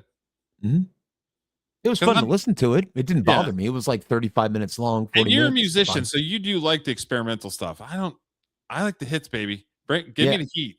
I know. You said, "Ooh, 5 minutes is long." I'm like, "That's short." What are you talking about? For the misses, not the hits, the misses. Shout out though to Joe Perry. Some of his guitar solos on the album were really good. Yeah, he was the highlight. And you could definitely sound like Steven Tyler's voice is different in the album too. It's not the screeching and screaming from the 80s. His voice is a lot different on the album. I think so. I didn't think of that, but I think you're right. But he sounded young. I mean, he still can sing. He sang at the Black Sabbath tribute concert, Ozzy's last concert. He sounded amazing. He did. I know he was having health issues, but we watched a live thing where they did like a special guest thing. Remember a few months ago? He sounded great. He did. Which, for the way he sings, is a miracle because he belts it. And to keep your voice that strong for that long in your life is kind of unique, I would say. I'm a big Steven Tyler guy. He's great. So Dave, what do you think? Did you ever listen to this album? What kind of rating would you give it? I would guess Dave probably listened to the hits anyway. Yeah. Dave would look, Dave's a huge Rat fan, and one of his favorite songs is Round and Round by Rat. Listen to Round and Round by Aerosmith off this album. It kicks ass. But he's a Rat guy. I know that. Yeah. Good old Rat. I like Rat all right. They're fun. Yeah. For a hair metal band, they were good. I never got I liked Round and Round, but that was the extent of my Rat. I saw them live. They were good. My Rat experience. Here you go. My Rat experience was I saw Bon Jovi open for Rat. Bon Jovi opened for Rat. If that's not the different type of music. Yeah. The Bon Jovi just came out with what's that song? Runaway? She's a little runaway. Yeah. Daddy's girl. Yeah, that was the So they So they weren't quite mainstream yet, but that was their kind of breakout song. So they were opening for Rat. Rat had Round and Round, which was everywhere. Yeah. Dave said I just went there because two of the songs were top 10 in 1975. We played them Saturday night. Yeah. Yeah. I was not there Saturday night. I was at the Evanescence concert. Yeah, he was having fun with his girly friend and hanging out with Evanescence backstage, and it was a good 24 hours, man. It was fun. It was awesome. Back in the game, son. I got one more run, brother. Yeah, he played Pink Floyd. He's like, oh, Julio's gonna miss this. I know Dave doesn't like Pink Floyd. I do love me some Pink Floyd. Yeah, I don't like Pink Floyd either. Well, I mean. Okay, so the next album that we're gonna do. Okay. I don't know if you had a chance to look at that list that I sent you. I did, but I was waiting for you to pick the one that I have. Rainbow by the Box Tops. If you can't believe your eyes and ears, the Mamas and Papas. Bob Seger, Night Moves. Free Willin' with Bob Dylan. Yeesh. Or Painted in My Heart by Otis Redding. Are you giving me the option to pick one? Sure. Let's do Mamas and the Papas. I think I would like that the best. I like harmonies, and they always have good harmonies. Yeah, and it's very of the time. Very harmonies, 60s, hippie. Yeah. That's the one I think I would enjoy listening to the most out of the ones that you listed. And if I remember correctly, let me look at real quick. If I remember correctly, your Beatles wrote one of the songs on that album. Give me one. Really? I think so. You're going to drop some Beatles knowledge on me that I don't know? Awesome.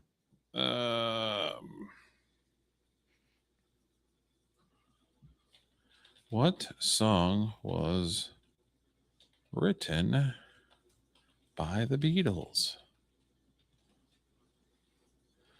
I Call Your Name. Oh, sure. Yeah. Yep. I know the song. I didn't know the Mamas and the Papas covered it. Yeah.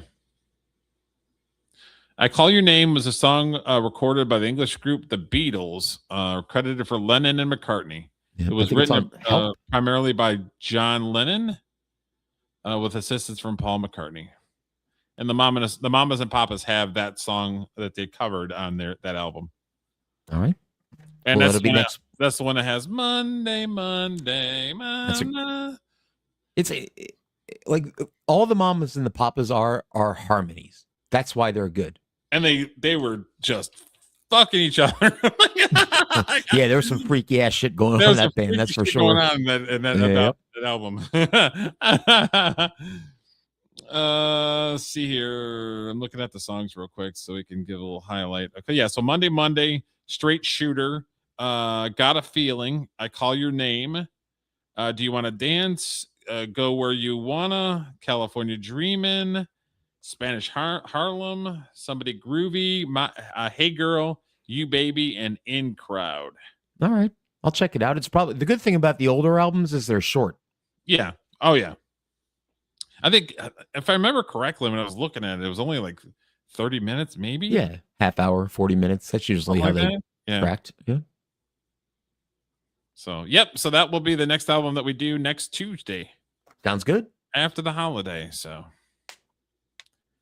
what you got big plans for the holiday? No, I have no plans for the holiday. I think one of the plans, Derek, I think on Dave's channel, we wanted to watch Independence Day. Independence Day? Okay. Well, it's July 4th, right? So you gotta do that. But we'll see. I got nothing going on. I'm free and I'm good. Yeah. What do you got going on? Probably going to my aunt's house. They live about an hour and 20 minutes away.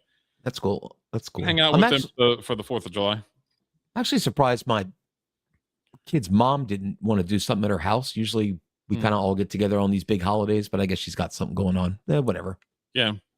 I'm still too new to be able to know when the fireworks shows are. So it's like, I'll hang out with my aunt and uncle and next year come up with a plan as far as going to see some fireworks. Or something. You know what I mean? Yeah. I usually watch them on TV. I'll watch the DC ones and then the New York one's always good too. Okay. So, but yeah, that's it. 252. 250. That's a huge anniversry for our country. It's a big deal and people are shitting on it and I don't like it, but I'm not going to shit on it and I'm going to like it. The people that are shitting on it, you can feel free to leave, but they never seem to do. They want to shit on it, but they also want to take advantage of being in the United States. It makes no sense to me. Well, lots of times they're young and stupid. Like anybody over 30 who hates on America on the 250th anniversary, I don't know what's wrong with them. Yeah. I don't get it. So many such cases. Yeah. But yeah, that's it. All right, Derek, thank you for having me on as always. Yes, sir. You should come hang out on Thursday if you want to, over on Dave's channel. Maybe. All right. Otherwise, I'll see you on Tuesday. Half the time, sometimes I'm playing video games and watch you guys. Yeah. Sometimes I'm editing videos for the YouTube channel, and I'll throw it on, and I'm just kind of in the chat, Yep. I'm just speaking for. I can't speak for Dave, but my assumption is it's an open invite. You have the link, so you can pop in for a minute. Yeah. One of these nights, if you want to. Maybe I will. I'll be in the back. Yeah. Well, when you guys are talking about the Theory Thursday stuff, you guys know more of that stuff than I do. I won't have anything to add to the conversation with the Theory Thursday. You can shit on the stupidity of all the dumb fucking conspiracies. That's what Mark does. You can help Mark out. Talking about the people shitting on America, and I'd be over here shitting on the Theory Thursday. Well, Thursday's just kind of a hang. So, yeah. Whatever. So, all right, man. Well, if I don't see you until then, I hope you have a great 4th, and I'll see you next Tuesday. Yes, sir. Sounds good. All right, Derek. All right, later. Later.